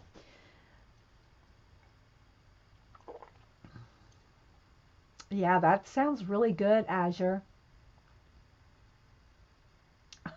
Suzanne. Yeah, we did too when we were kids. Velveeta, Beth. Mm-hmm. All right, let's see. I think I'm going to work on her face, her skin. And also the other thing I'm going to do here, guys, is with pencil. Remember, I think I'm going to have red in the flowers in the centers of the cherry blossom, even though they don't have any red in them in reality. But yeah, that's all right. So Kmore said Mount Rushmore. Krusty said the Colosseum in Rome. If y'all want to do around the world, but the question was American. Uh, the world's biggest ball of string. I've seen that in a book. I forget where it is, Azure. Where is that world's biggest ball of string? Old Faithful. Yeah, I've seen Old Faithful a couple of times. Been to the Grand Canyon. I haven't been to Arlington Cemetery, Daisy. That would be good. And I haven't been to Mount Rushmore. Julie Topaz is a Statue of Liberty in Ellis Island.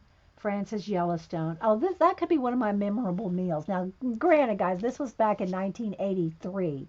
But we stayed at one of those little cabins in Yellowstone, and I got food poisoning at one of the little annex restaurant things. That was back in '83. Don't think I'm not dissing on Yellowstone.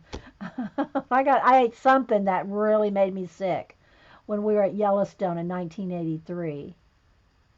When we were driving, it was when we were driving to Alaska. Victoria, my granddad's ship, USS Enterprise. Oh, CVN. That's your granddad's ship, Victoria? Krusty said Mount Everest. Suzanne said the lost cities of North America.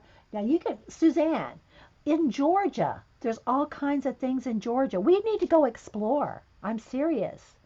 There's all kinds of cool places to visit in Georgia, Suzanne.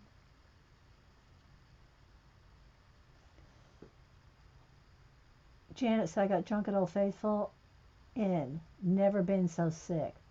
Yeah, maybe that was it, the Old Faithful Inn. I can't remember where we ate because we slept in those little cabins that they rent out. The button. You know? And the other thing I would like to do is go up to Dahlonega and go gold panning. The kids have all been, up to Dahlonega and gold pan.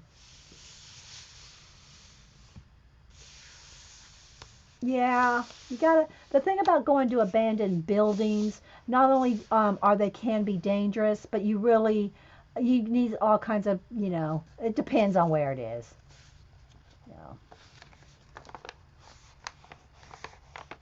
He was in the Navy and served aboard the Big E. Oh, okay, Victoria. Interesting. All right, let me get my colors going here. All right, so Prisma asked if I use Prismas, so let me get my Prismas here. I got a new tray. I got a new silverware tray, a white one. And now these are not all my Prismas, but these are the ones I use all the time. So I just put them in a silverware tray because it's easy. So let's do her skin and her eyes. When you went to Yellowstone in the 80s, did you wear your ponytail atop your head? No, actually, probably sometime around when I was 22, 3, something like that. I had short hair. You know how Halle Berry has, well, I don't know what she has her hair like now, but you know how short Halle Berry's hair is? I wore my hair that short and probably up until I turned 50. So all through my 20s, 30s, 40s, I wore my hair very, very, very short. And then when I turned 50, I said, I'm going to grow my hair out. Because when I was a teenager, I had long hair down to my, real long hair. And so, yeah, I turned 50 and grew my hair out. Why not? Okay, so let's see. Let me get a few colors of peach here. Probably ginger root, and this is peach. I'm not going to do a whole lot of shading, but that ginger root, gosh, it's got some, let me sharpen. It's got some paint or something on it. Let me clean that pencil off. Your grandfather was from Dahlonega, Suzanne? Yeah, they have gold panning up there. And all kinds of geology, kind of rock hunting, rock hounds, and there's all kinds of cool stuff to do in Georgia. Yeah, Prisma. Yeah, exactly. That, yeah, real short. I'd love to see a photo of you with short hair. Um, Hubster took the nice picture. Let's see if I have. He has the black and white picture that I usually have downstairs. Here, hang on, let me look here. Not sure what I did with. I had some black and white pictures. I don't know where they are right now, guys. I'll have to dig around. I don't have them handy, you know. Yeah. Okay, so let's see. Let's do the face. Let's see, what color eyes do I want her to have?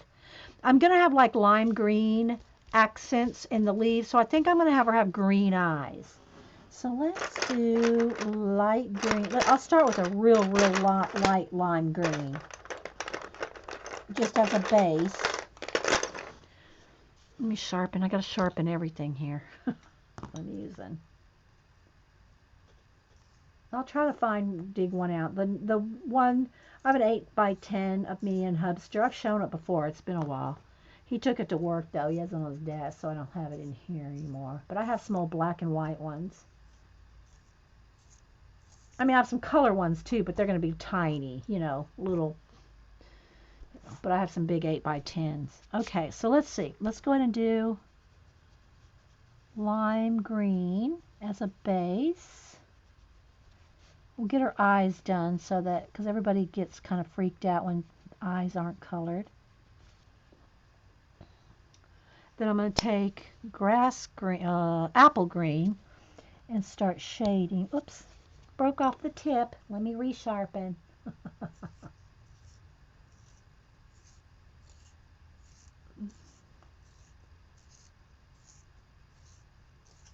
Okay. And let me see what I can do here. I'm not sure. I think I'm going to have to actually get some acrylic paint out, because I got a big black kind of, you probably can't see it very well on camera, but there was something on the bottom of that tray, and it got on her face right there. So let me, here. Well, maybe I can get rid of it with pencil. So let's just wait and see. Okay, so let's go with the apple green. I'm coloring her irises here.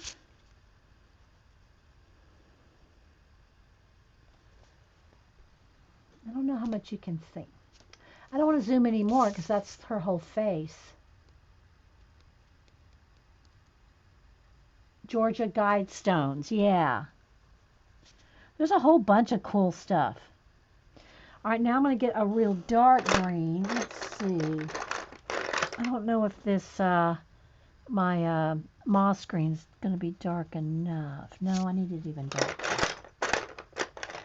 Let's just go with dark green, I think. Olive green. There we go. Olive green. Because I want a heavy shadow right under the eyelashes. Then I'll go back to the apple green and kind of feather that out. I'll try to hold it up, guys. I can't, if I zoom in anymore, you won't be able to see me do her face. Wait for it. We'll get some. I just put a base coat on there just to start. Now I'm going to take the lime green again and kind of just blend that. Okay, now let's do her pupil, which I'll do with a Sharpie pen. And I'm just going to do the whole pupil, and then I'll put my own highlight with the white Posca. And I'm going to do her eyelashes and other things too, but I don't want to do that till I get the skin done. And I'm not sure if I want her to have black hair. I'll do her eyebrows, but I'll do all that after the skin color as well. Okay, so I want a little bit of blue shadow under the lid. There'll be a shadow from her eyelid, like her eyelashes. And then a little bit of, where's my white?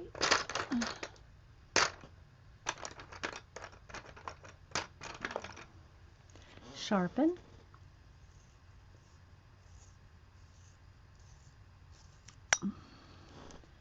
And kind of blend that in. Then I'll go around the pupils with a darker green again. Just want to make sure this is blended in first. All right, now sharpen, nice sharp point on my dark green. And go right on the pupil line.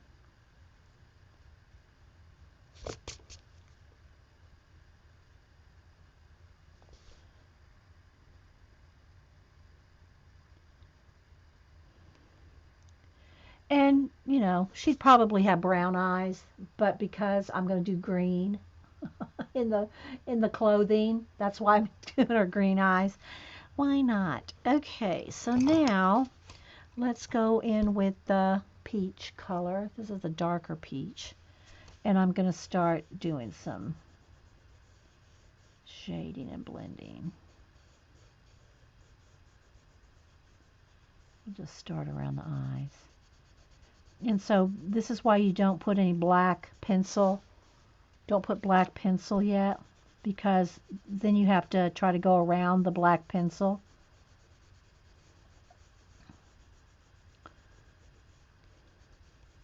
Okay, I think it's time for another question.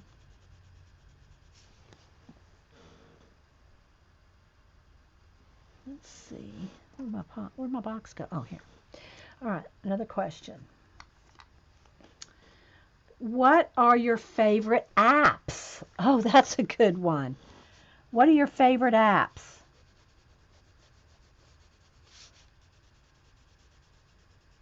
Either iPad, phone, device.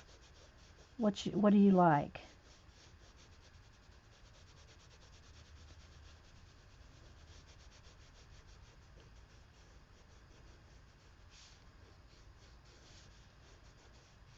And I'm not going to go full on portrait here. I'm just going to, because I'll be here all day on the skin, and I don't want to do that. So.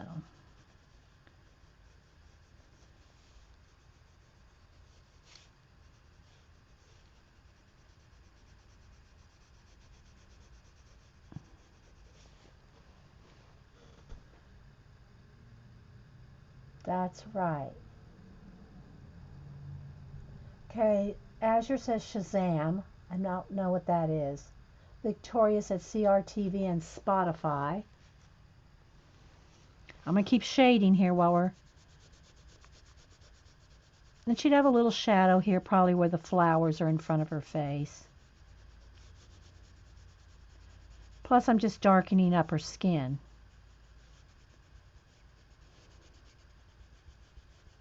Probably along her hood, her cloak, her cape. Right in there too, a little bit.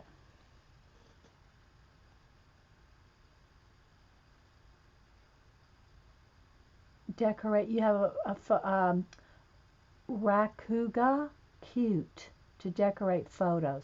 I've never heard of that one too. YouTube and Twitter, Crusty Brush. Well, some of them are more used than others, that's for sure.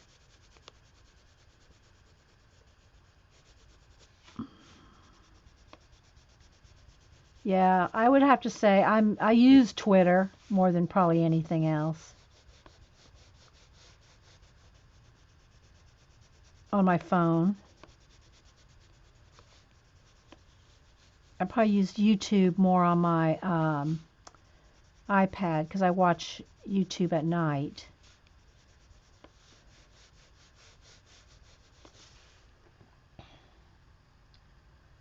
Prisma is Amazon, YouTube, Amazon, Facebook, Amazon, Ustream, Amazon. Oh, Shazam is music. Okay. Ah, okay. Thanks, you Azure. Yeah, I just have all my music on my iPhone. My TV has no sound, so that's my access to bad weather. What's wrong with you? You don't have, is it your TV broken, Suzanne? I don't know. Goodreads, Julie Topaz said Goodreads, Spotify, Castbox, Overdrive, and her Fitness Pal. Yeah, I don't. Mom does the fitness thing. The what do you? Not the. What is it called? Fitbit. Mom does Fitbit.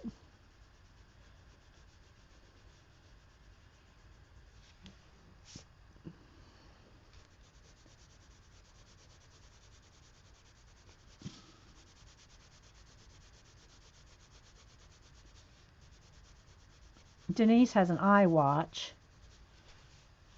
so you can do fitness stuff on that. Jean said webcam setting controls my camera for streams.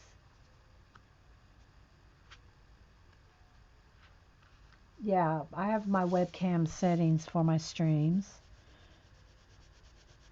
That's on my, yeah, that's on my Lappy. I don't have it. I don't have any camera. I don't do anything on my. I mean, I take pictures with my phone, but I don't do any Ustream or anything like that. I do all that with my webcam. Well, I guess you do too, Jean.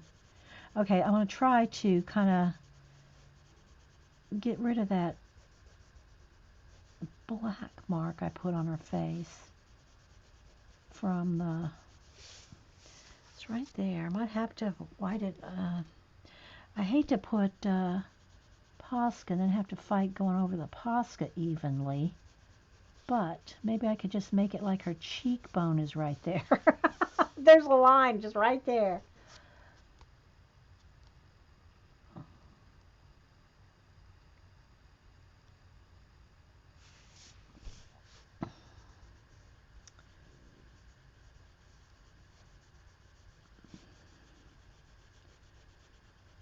Yeah, I had an issue with my what do you call it, Jean? My webcam software for a while. It kept getting lost under the toolbar till I figured it. Oh.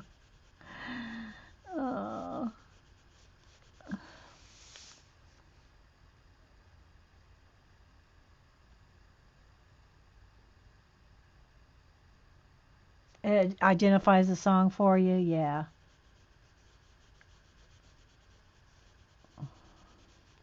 Well, I know my songs because they're all the ones I bought. So mine, Oh. But I guess you just mean like it's like a radio station. I'm not big on music. I mean, I'm not big on listening to music. I guess because I'm always trying to keep up with everybody's videos and everything. That most of the time when I'm working, I'm listening to somebody's stream or video. You know.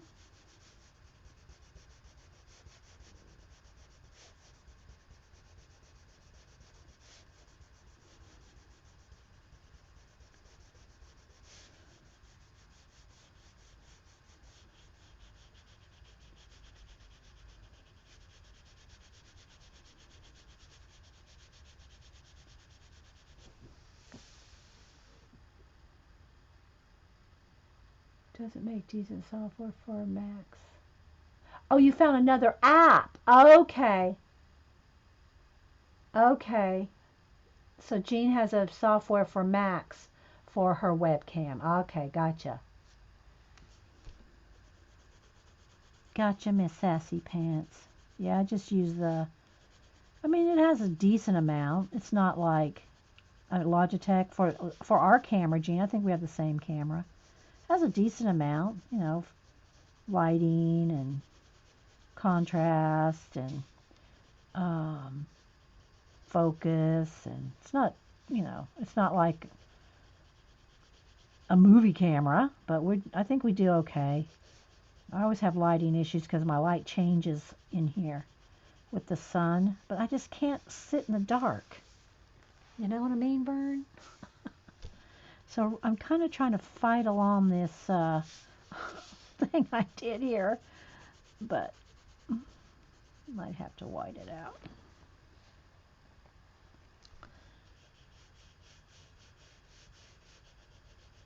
I just want her to like to almost kind of be in shadow with just a little bit of like highlight face, you know, the light's hitting her in the face a little bit. That's how I'm imagining it anyway. Okay, let's do a little more shadow up here.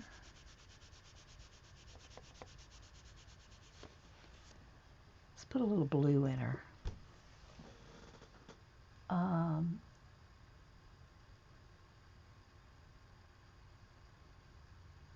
I have a lot of old music on my that I bought, Gene.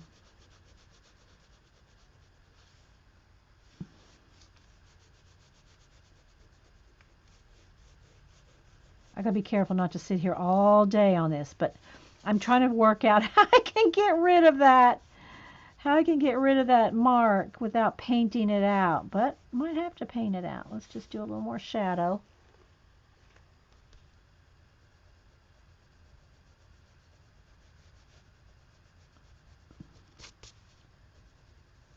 Don't put your paint trays on top of your color book page. They leave a mark. Thanks, Suzanne. She's okay. And again, I don't know if I want this white or pink. I kind of want it white, but that means I got to go back over this. Here, let me go ahead and that's where I painted it right there. So before I can put any highlights or shadow or shading on the white, I need to paint that out. Paint out my boo-boo. And there's a little black mark right there too. So there we go. You can still see it a little, but it's not too bad. All right, back to a little bit more.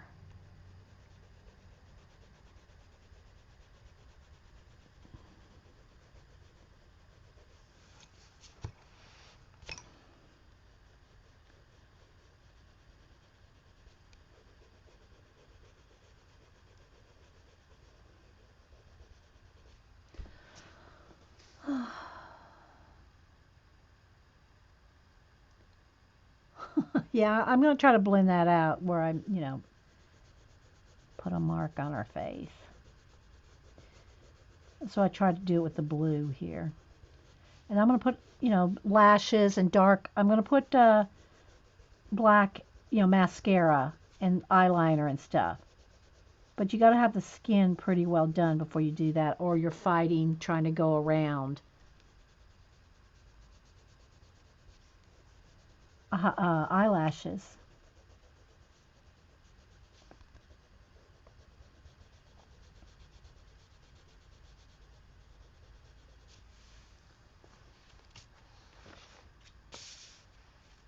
You choked on your coffee.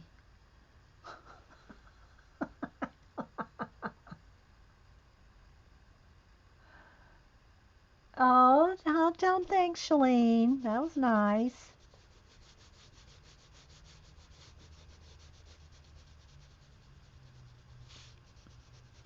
This is it's really quick compared to like doing portraits. But because the face is so big, you feel like you gotta, you know, make a decent effort at doing it.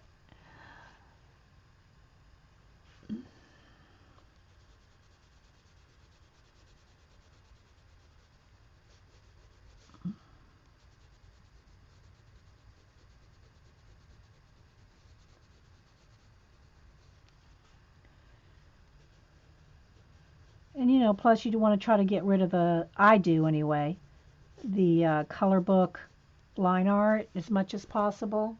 Because you don't really have black lines around your nose, right?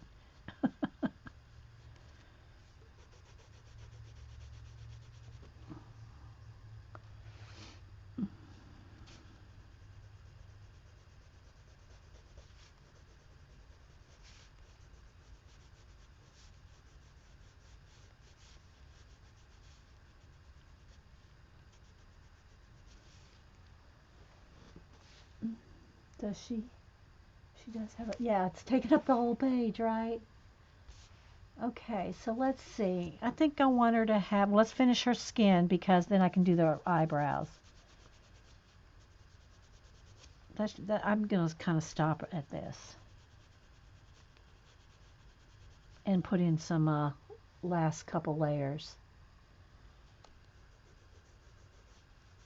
And I got to do her lips.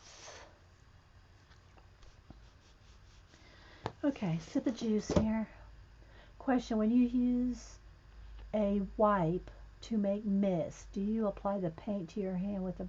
No, I take the baby wipe, like here's my Kleenex that I was using for the watercolor earlier. Imagine this is a baby wipe. I just take and I pick up the paint on the baby wipe and then mash it.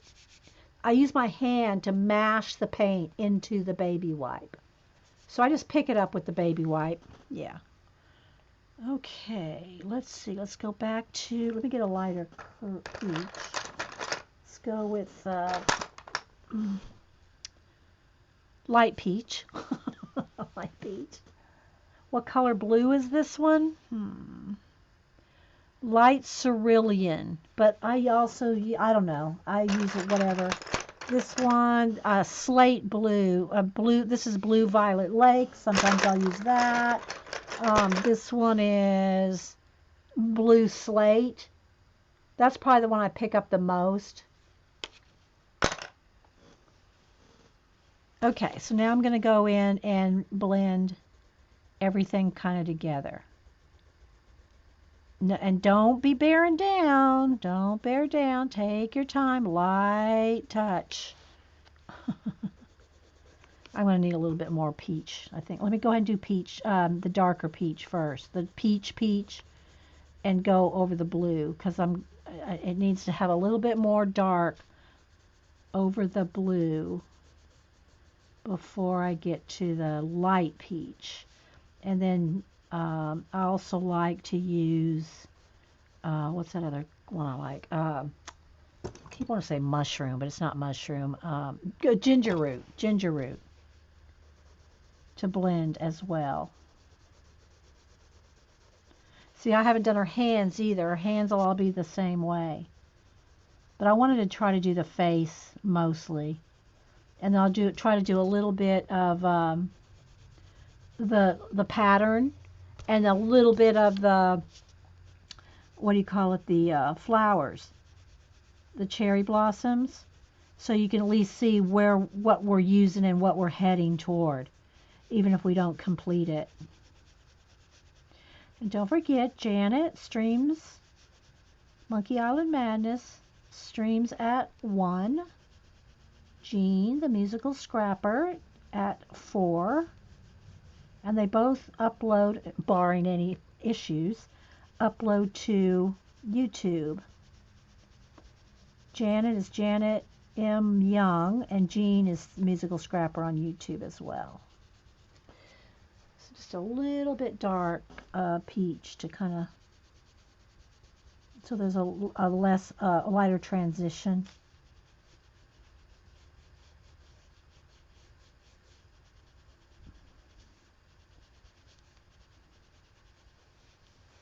And now with the light peach.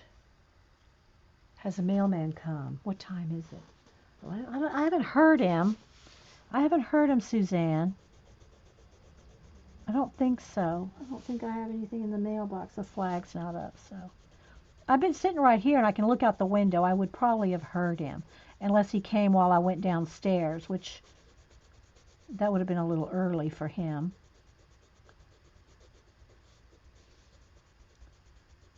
but I'll check it here before we go. So, can y'all see okay? And does it look all right, light-wise? So now I'm just taking the light peach and starting to blend everything in. Gently, slowly, softly.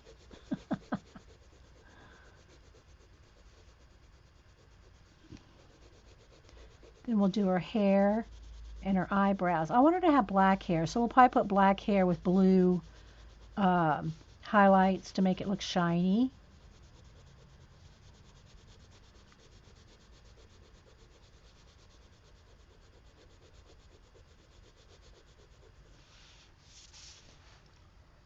Thanks, Terry Trouble. How you doing, by the way? You hanging in there, Terry? Terry only got about 4 hours of sleep. We tried to get her to go take a nap, but she wasn't having none of that.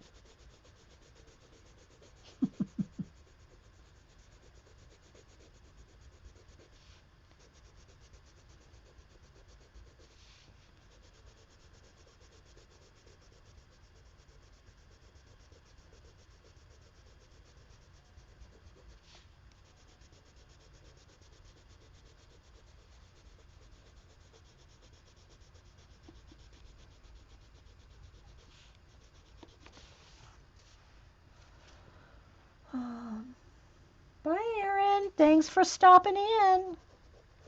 Come back again. This kind of a chill day.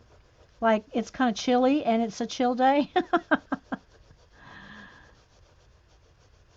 No real big projects planned today because I worked so much over the weekend catching up on everything. And so now I only have 2 more days of Inktober, and that'll be nice to have that done. I mean, I don't mind doing it, but you know, does take a little bit of time. And even though I did go minimalism this year, it still takes some time. Okay, and I'm kind of working over that little spot there. Let's see if I can. Hopefully she doesn't have too much of a. There's one little spot right there. I wonder if I should just touch it with a Posca. Just to get that one little, or I can make it have a mole. It's going to be one or the other. See if I can just kind of. It's just that one little dark spot that I'm having trouble getting rid of. It should be emailed. The tracking number looks like UPS and the post office, and they received about 4:30 this morning. So yeah, then I'll probably get it today, Suzanne. I'll go check it in a minute, and then I don't think he's been around because I can hear and see. So we have a bit of time left. Let's see, what time is it anyway? How long have we been here?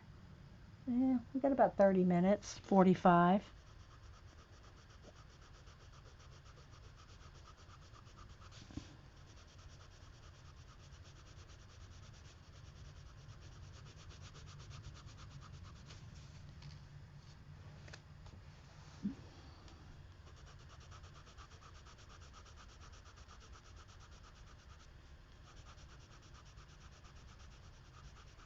I want to get her hair and eyebrows and eyelashes. She's going to come to life. Y'all watch.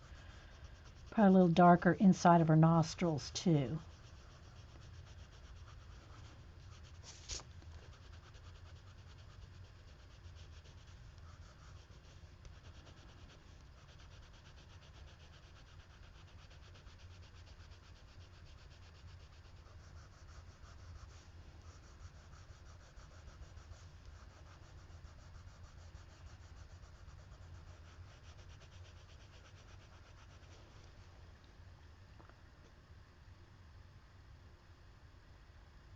I get the book Janet showed. You mean the a beast? Are you getting one of those Fobonichis? The beast, Vicky?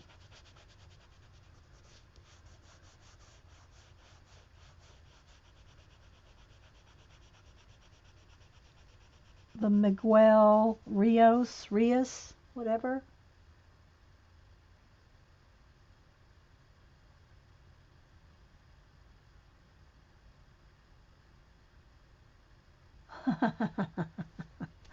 She's gonna look younger when I put the black on. Just wait, just wait. Because she has, looks like she has gray hair. I mean, you could make her an older woman.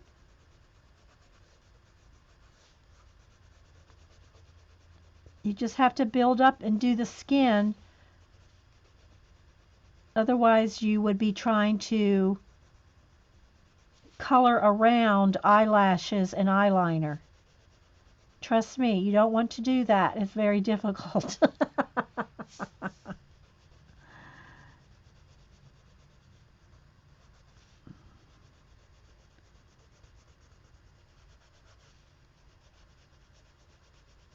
Okay, let's go with a little more pink in her lips.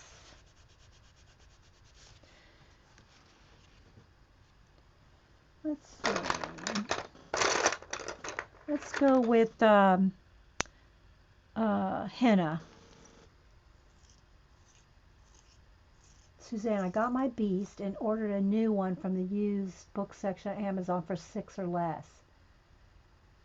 Just saw the baby goat discount.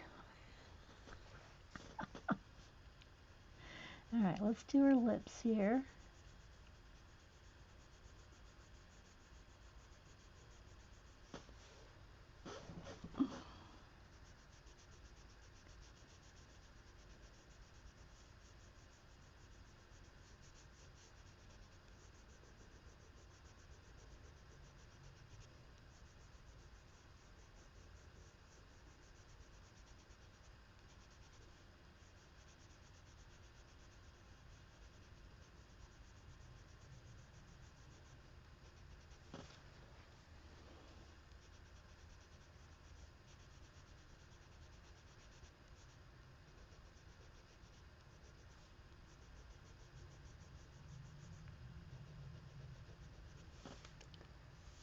Okay, now I want to do just a few little lip lines, kind of very faint, just a couple little lines that I'm going to blend in.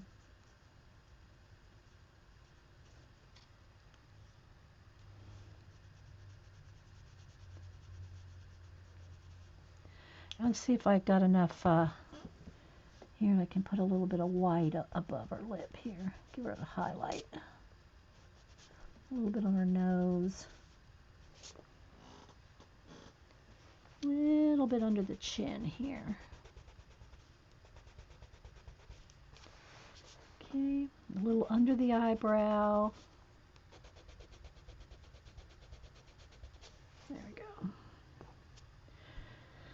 All right, now I'm going to take, let's see, I think I'll go with the light peach and just kind of blend.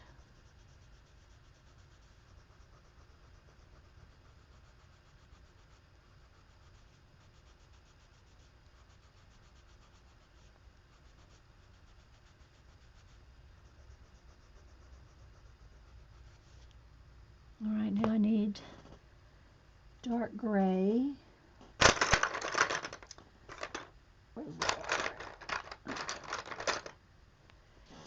This is just cold gray, oh no, this is warm gray. It doesn't matter. It's dark gray. I didn't want to use black. Do a little bit in her nostrils here. And a little bit in her lip line. Just a touch. Okay.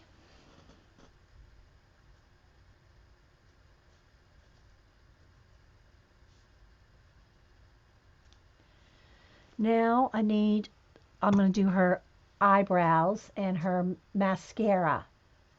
Oh, thanks, Daisy. She's going to come to life when I do her eyes and her hair. I think what I'm going to do is I'm going to go ahead and her eyebrows are not going to have any highlight, sheen, no sheen to them. But I'm going to go ahead with my blue, light blue, and color her whole hair blue. And then I'll go in with the black. She's going to have black hair, and the blue is going to be the shine. I could have just painted her hair black. That might have been easier. Let's just do that. Hey, let's just do that. It'll be quicker. All right, so I'm going to just take my black pen. Let me get a brush here. Because then I can just put the shine in with the pencil. A little water still in my brush.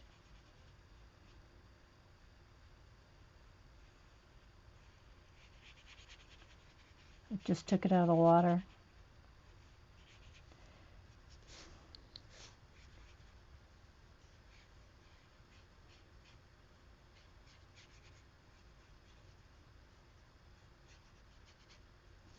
Be quicker.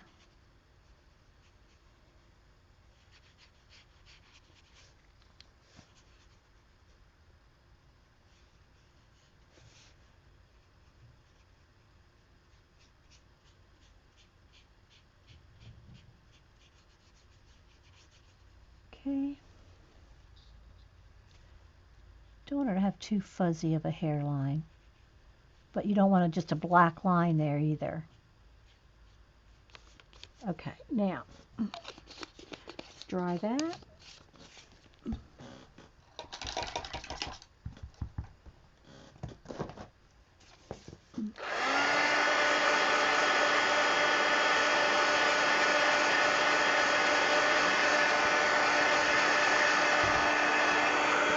What does blue do for skin and hair? Well, and it doesn't have to be necessarily blue. Your skin, look at my skin. If you look at it real careful, don't you see the blue? Do you see blue? Look. If you look for the blue, you can almost even see purple. And I know the lighting is bad on my hands right now because I have it set for my picture. So it's making me look a little darker than I am. But look at your own skin. See the blue? Your skin's got undercolors. And different nationalities have different, it's not a general, I mean, you can't just say like one nationality has more blue, one green, whatever. But you'll see it if you look.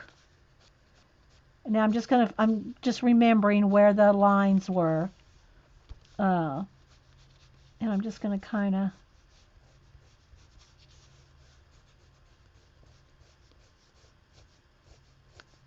But look closely at skin. Stare at people and look at what color. All right, now see, where's my black? Okay, now I'm going to get in here in the part and just kind of make it look a little more.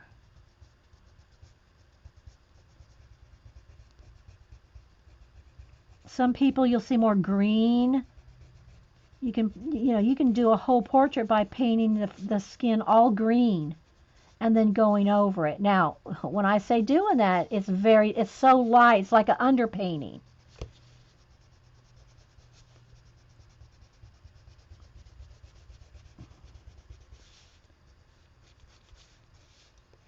And then it won't be so highlighted right at the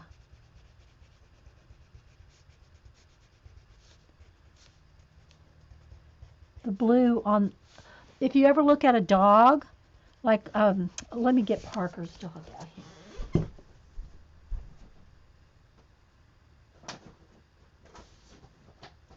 Let's see which one of these packs. If you look at a black dog in sunlight, look at his fur, and you'll see it's blue. Where did I put Parker's dog? Is it in here? Is it in here? What do I do with it?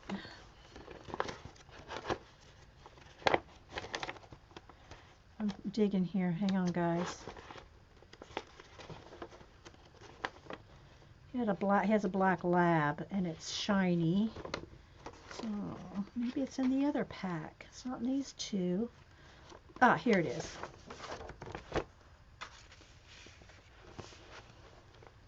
Hey, Mel G. Blue veins. Yeah. Janet, I just saw that scroll off. So, so this is how you do a black dog. Okay, yes, Parker's dog. Yes, Daisy, I've done all the Gold Rush except a couple of the new guys. I haven't done Trey. I haven't done what's the Scottish guy's name? There's a couple guys that I've not drawn, but yeah, I even did Parker's dog.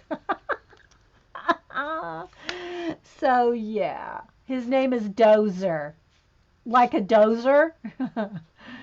And so that's how you do black dogs. See?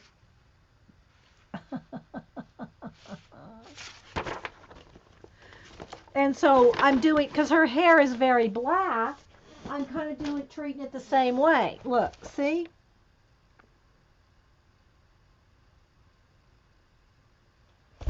All right, so now let's go in with, I'm going to sharpen my black pencil here. We're going to do her eyebrows and her lashes and all.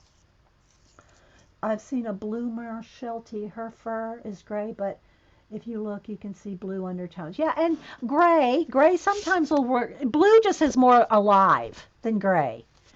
All right, so now her eyebrows are like that, but I'm going to make them kind of do what I want. I usually make thicker eyebrows than what they are, and her eyelashes too. So I just flick each individual little hair and then kind of cross over a few.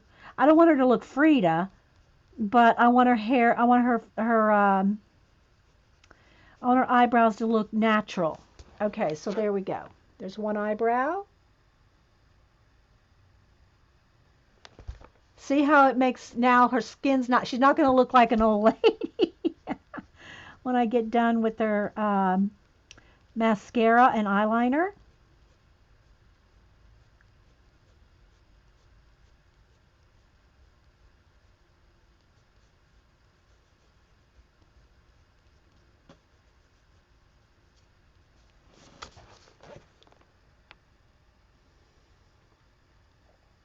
What book is this, Mel? It's a Korean book. I don't, let's see, what did the girl say the name was? Portrait of Beauty. There's the back. I'll give the ISBN a number again. Here, let me get my magnifying glass. I can't see it. I mean, it's like tiny. 9791195465248. And the girls are saying you can find it on Etsy.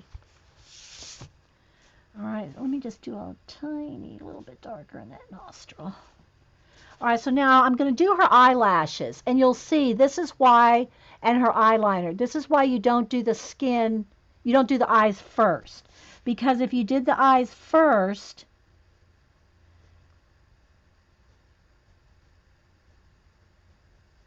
you'd have to fiddle around.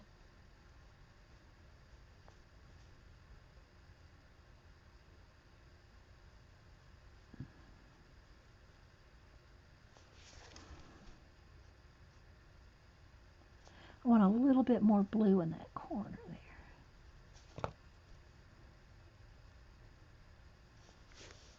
Okay, and her eyelashes are kind of coming down over her eye lid. So again, you'd have to have the iris and everything all colored in before you did this, or you try to be coloring green eyes around the little eyelash flicks. Okay, so let me do a few on the bottom.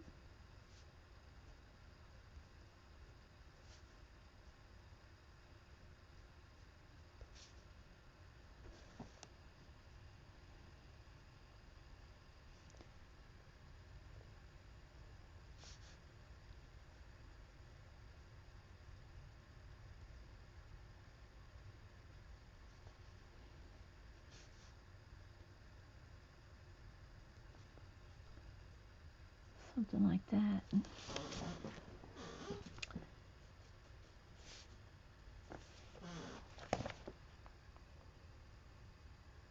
Can't get much closer because it just kind of...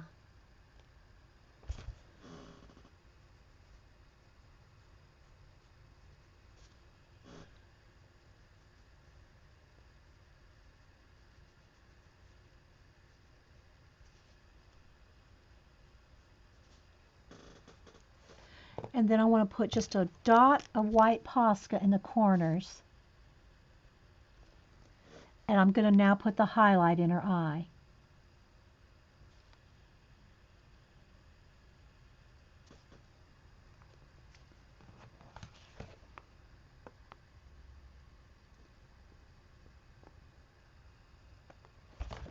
And I might put just the smidge of white right on the pupil. Whoops, gotta be careful there, not too much.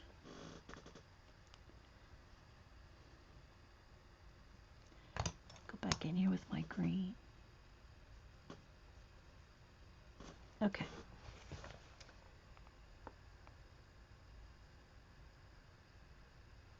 So now let me dry that so I can get in there and sharpen up the black pupil.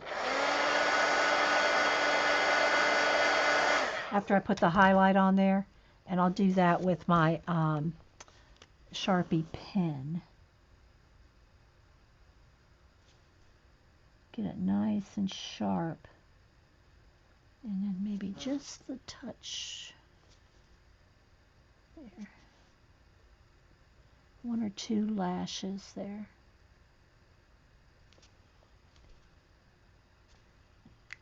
All right, let me get with my henna and just get the corner of her eye there.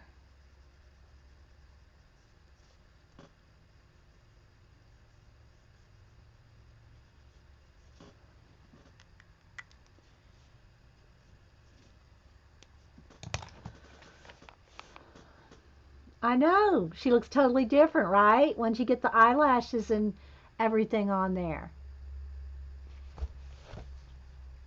Her face does have a little bit of a like 5 o'clock shadow, right? But that's where that mark was, right? All right, let me maybe just get a tiny bit more shadow over here.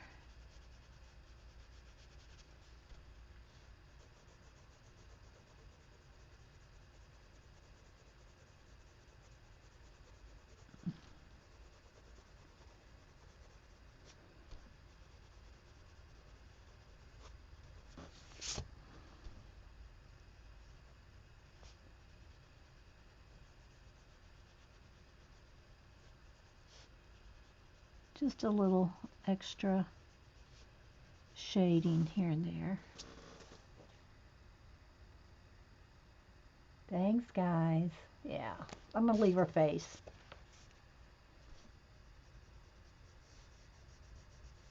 I say, as I shade a little more on the edge. When you're used to doing portraits, I don't draw with black lines, right? So when you're coloring a color book page, you're fighting the line art. Because when I draw a sketch out a portrait, I usually do it in sienna, lightly, or white on tone tan paper. So my sketches are all done with mostly with white pencil. So I don't have black line art to fight with, to get rid of, right? Because you don't have lines in your face. Okay, so let's stop on the face here.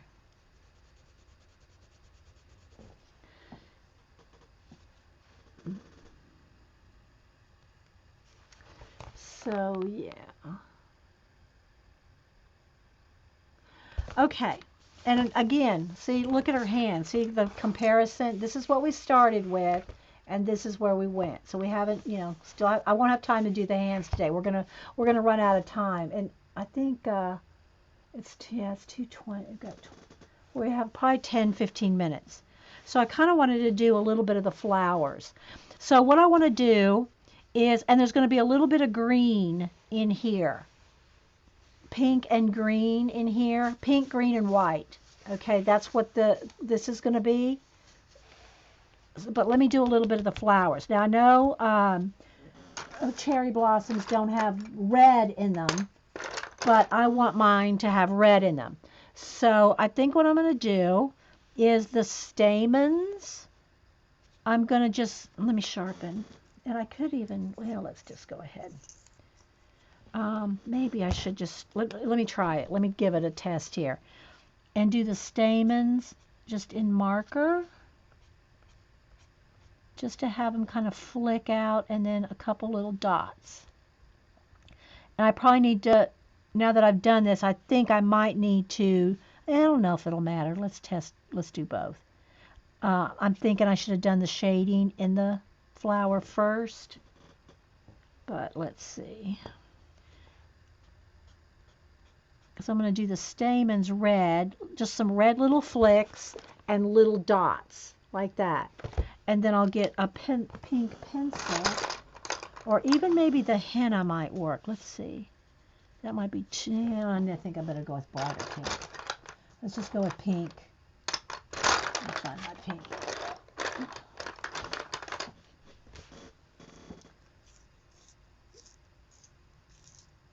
If I did another part, I could stay till 1. But I was just thinking of doing just, yeah. Yeah, Janet doesn't come on till 1. But I was going to just try to get as much done in one segment, one 3-hour segment. But we can stay for another segment if y'all want.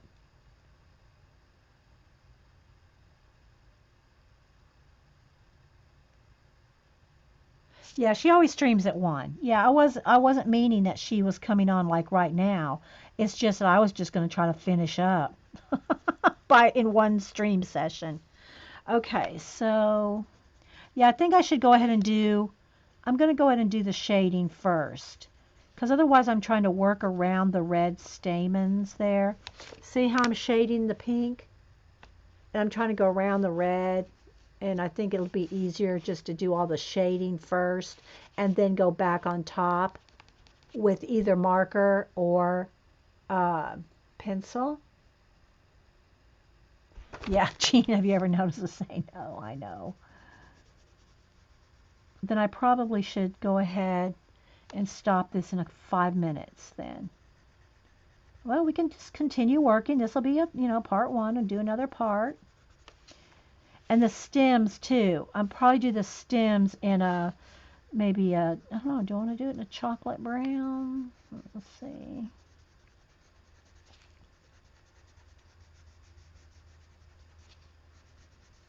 So you can see how long it's going to take to do each flower. It's going to take a while. See, but this is where I'm heading toward, like that. So let's see. Let me do this one up here. Do the shading with the pink and then go over it with the red and see how it works.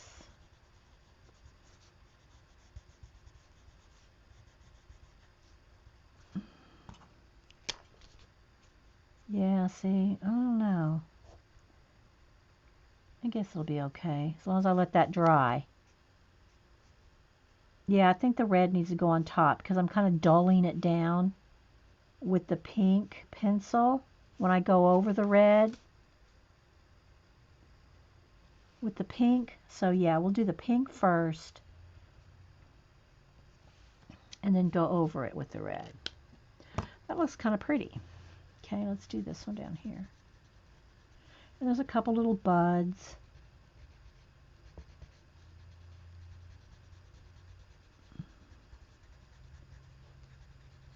And I can go back in there with marker for the stems or pencil.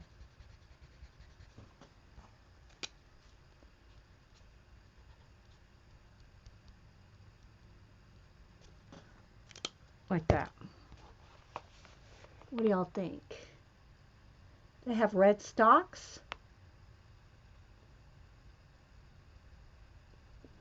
Well, if I do them this dark red, they'll get lost, I think.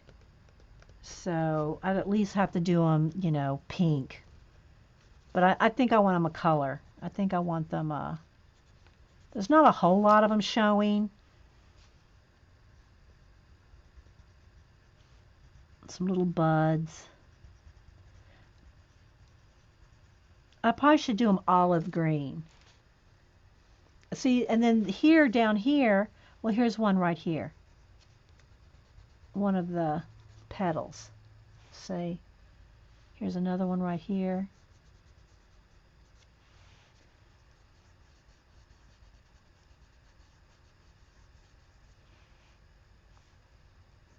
and I'll shade underneath of them so they stand out. So in other words, where the red is here, after I finish coloring whatever design there, I'll put a little shadow under the little petals floating down. So you see them having a shadow floating down. Here's another one.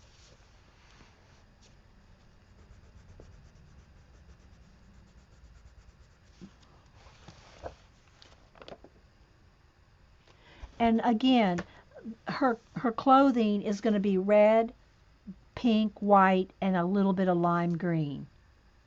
Let's see. I just want to use a marker. Let's just get the light lime green. Because that'll probably be kind of cool.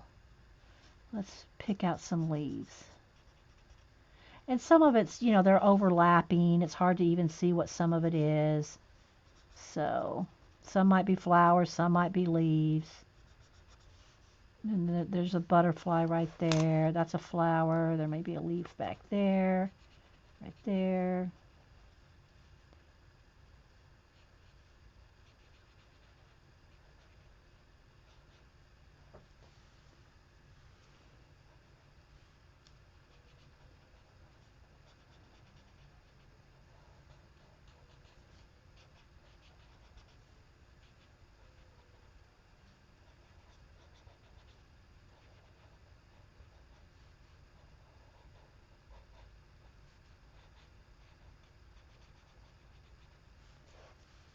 Then maybe part of this swirl here might be partial green. See how it's going? They have, okay. Oh, okay, so they do kind of look like that. Okay, I couldn't remember. I usually, if I want to do a accurate flower, you know, I'll look them up. But I'm just kind of going for the color combination today.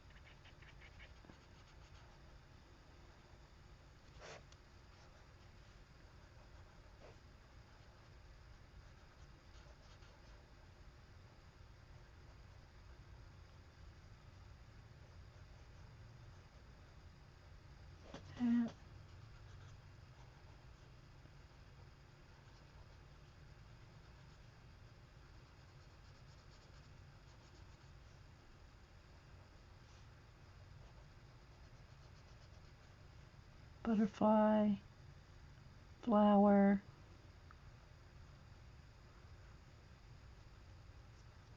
Okay. I think we're going to go with something like this.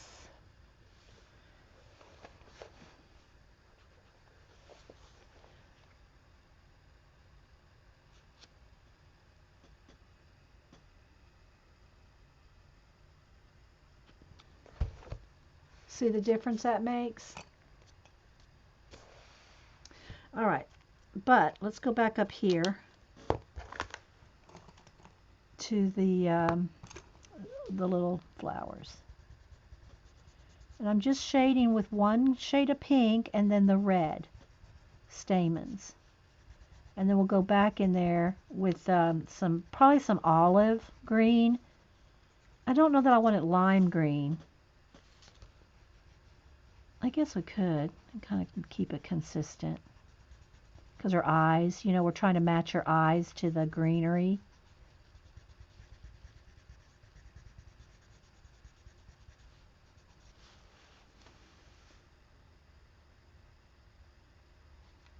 It's popping. Yeah, with the green. It is, isn't it? Mm-hmm.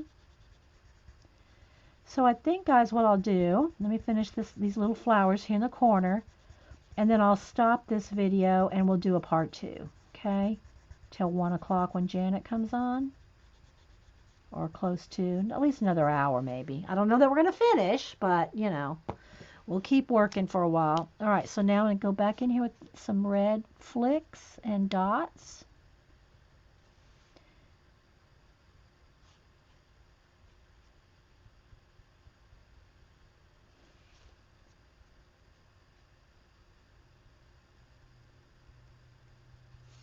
Okay. Then I'll take a quick break and go check the mail. I don't think he's been around though, so I think I would have heard, but I might have missed when I ran out of the room for a minute. Okay, so let's go ahead. Now, some of the stems I've kind of lost a little bit with the black paint, so I think it'll be better if I use a pencil because it'll go over the black paint too, right? So I'm just going to go in here and pick out the few little stems that show. Not many do, but you could kind of exaggerate a few, make your own. And then any place that I missed with the black paint that's not quite tight enough, then I'll get in here with my black pencil. And I'm thinking some white dots around might look good too. Some little white, like maybe some little pollen or something floating around. So I might do that too. So let's go ahead and tighten up anything I might have missed here with the black paint. There.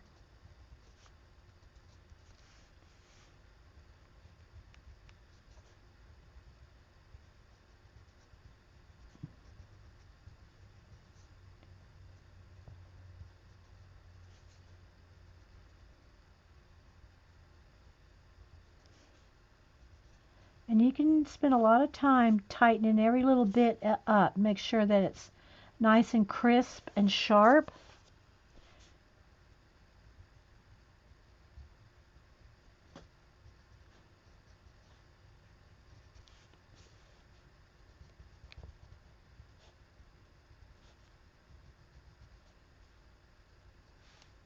Oh, right there, maybe a little there.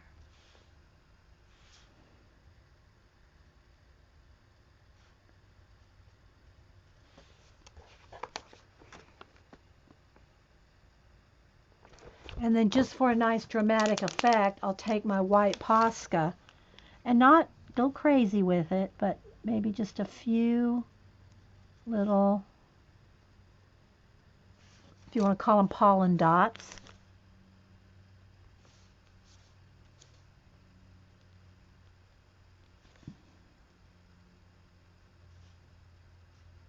Keeping them kind of close to the flowers. I'm not going to carry them out anywhere too far because I don't want it to look like stars. But if they do, they do. Maybe a couple just right along the edge there. Something like that. So we've gone from something like this with just a wash to this.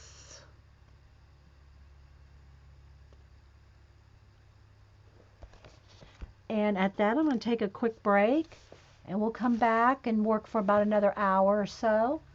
And yeah, because it's almost 12, so we can work for about another hour. So hang on, guys, and I'll be right back.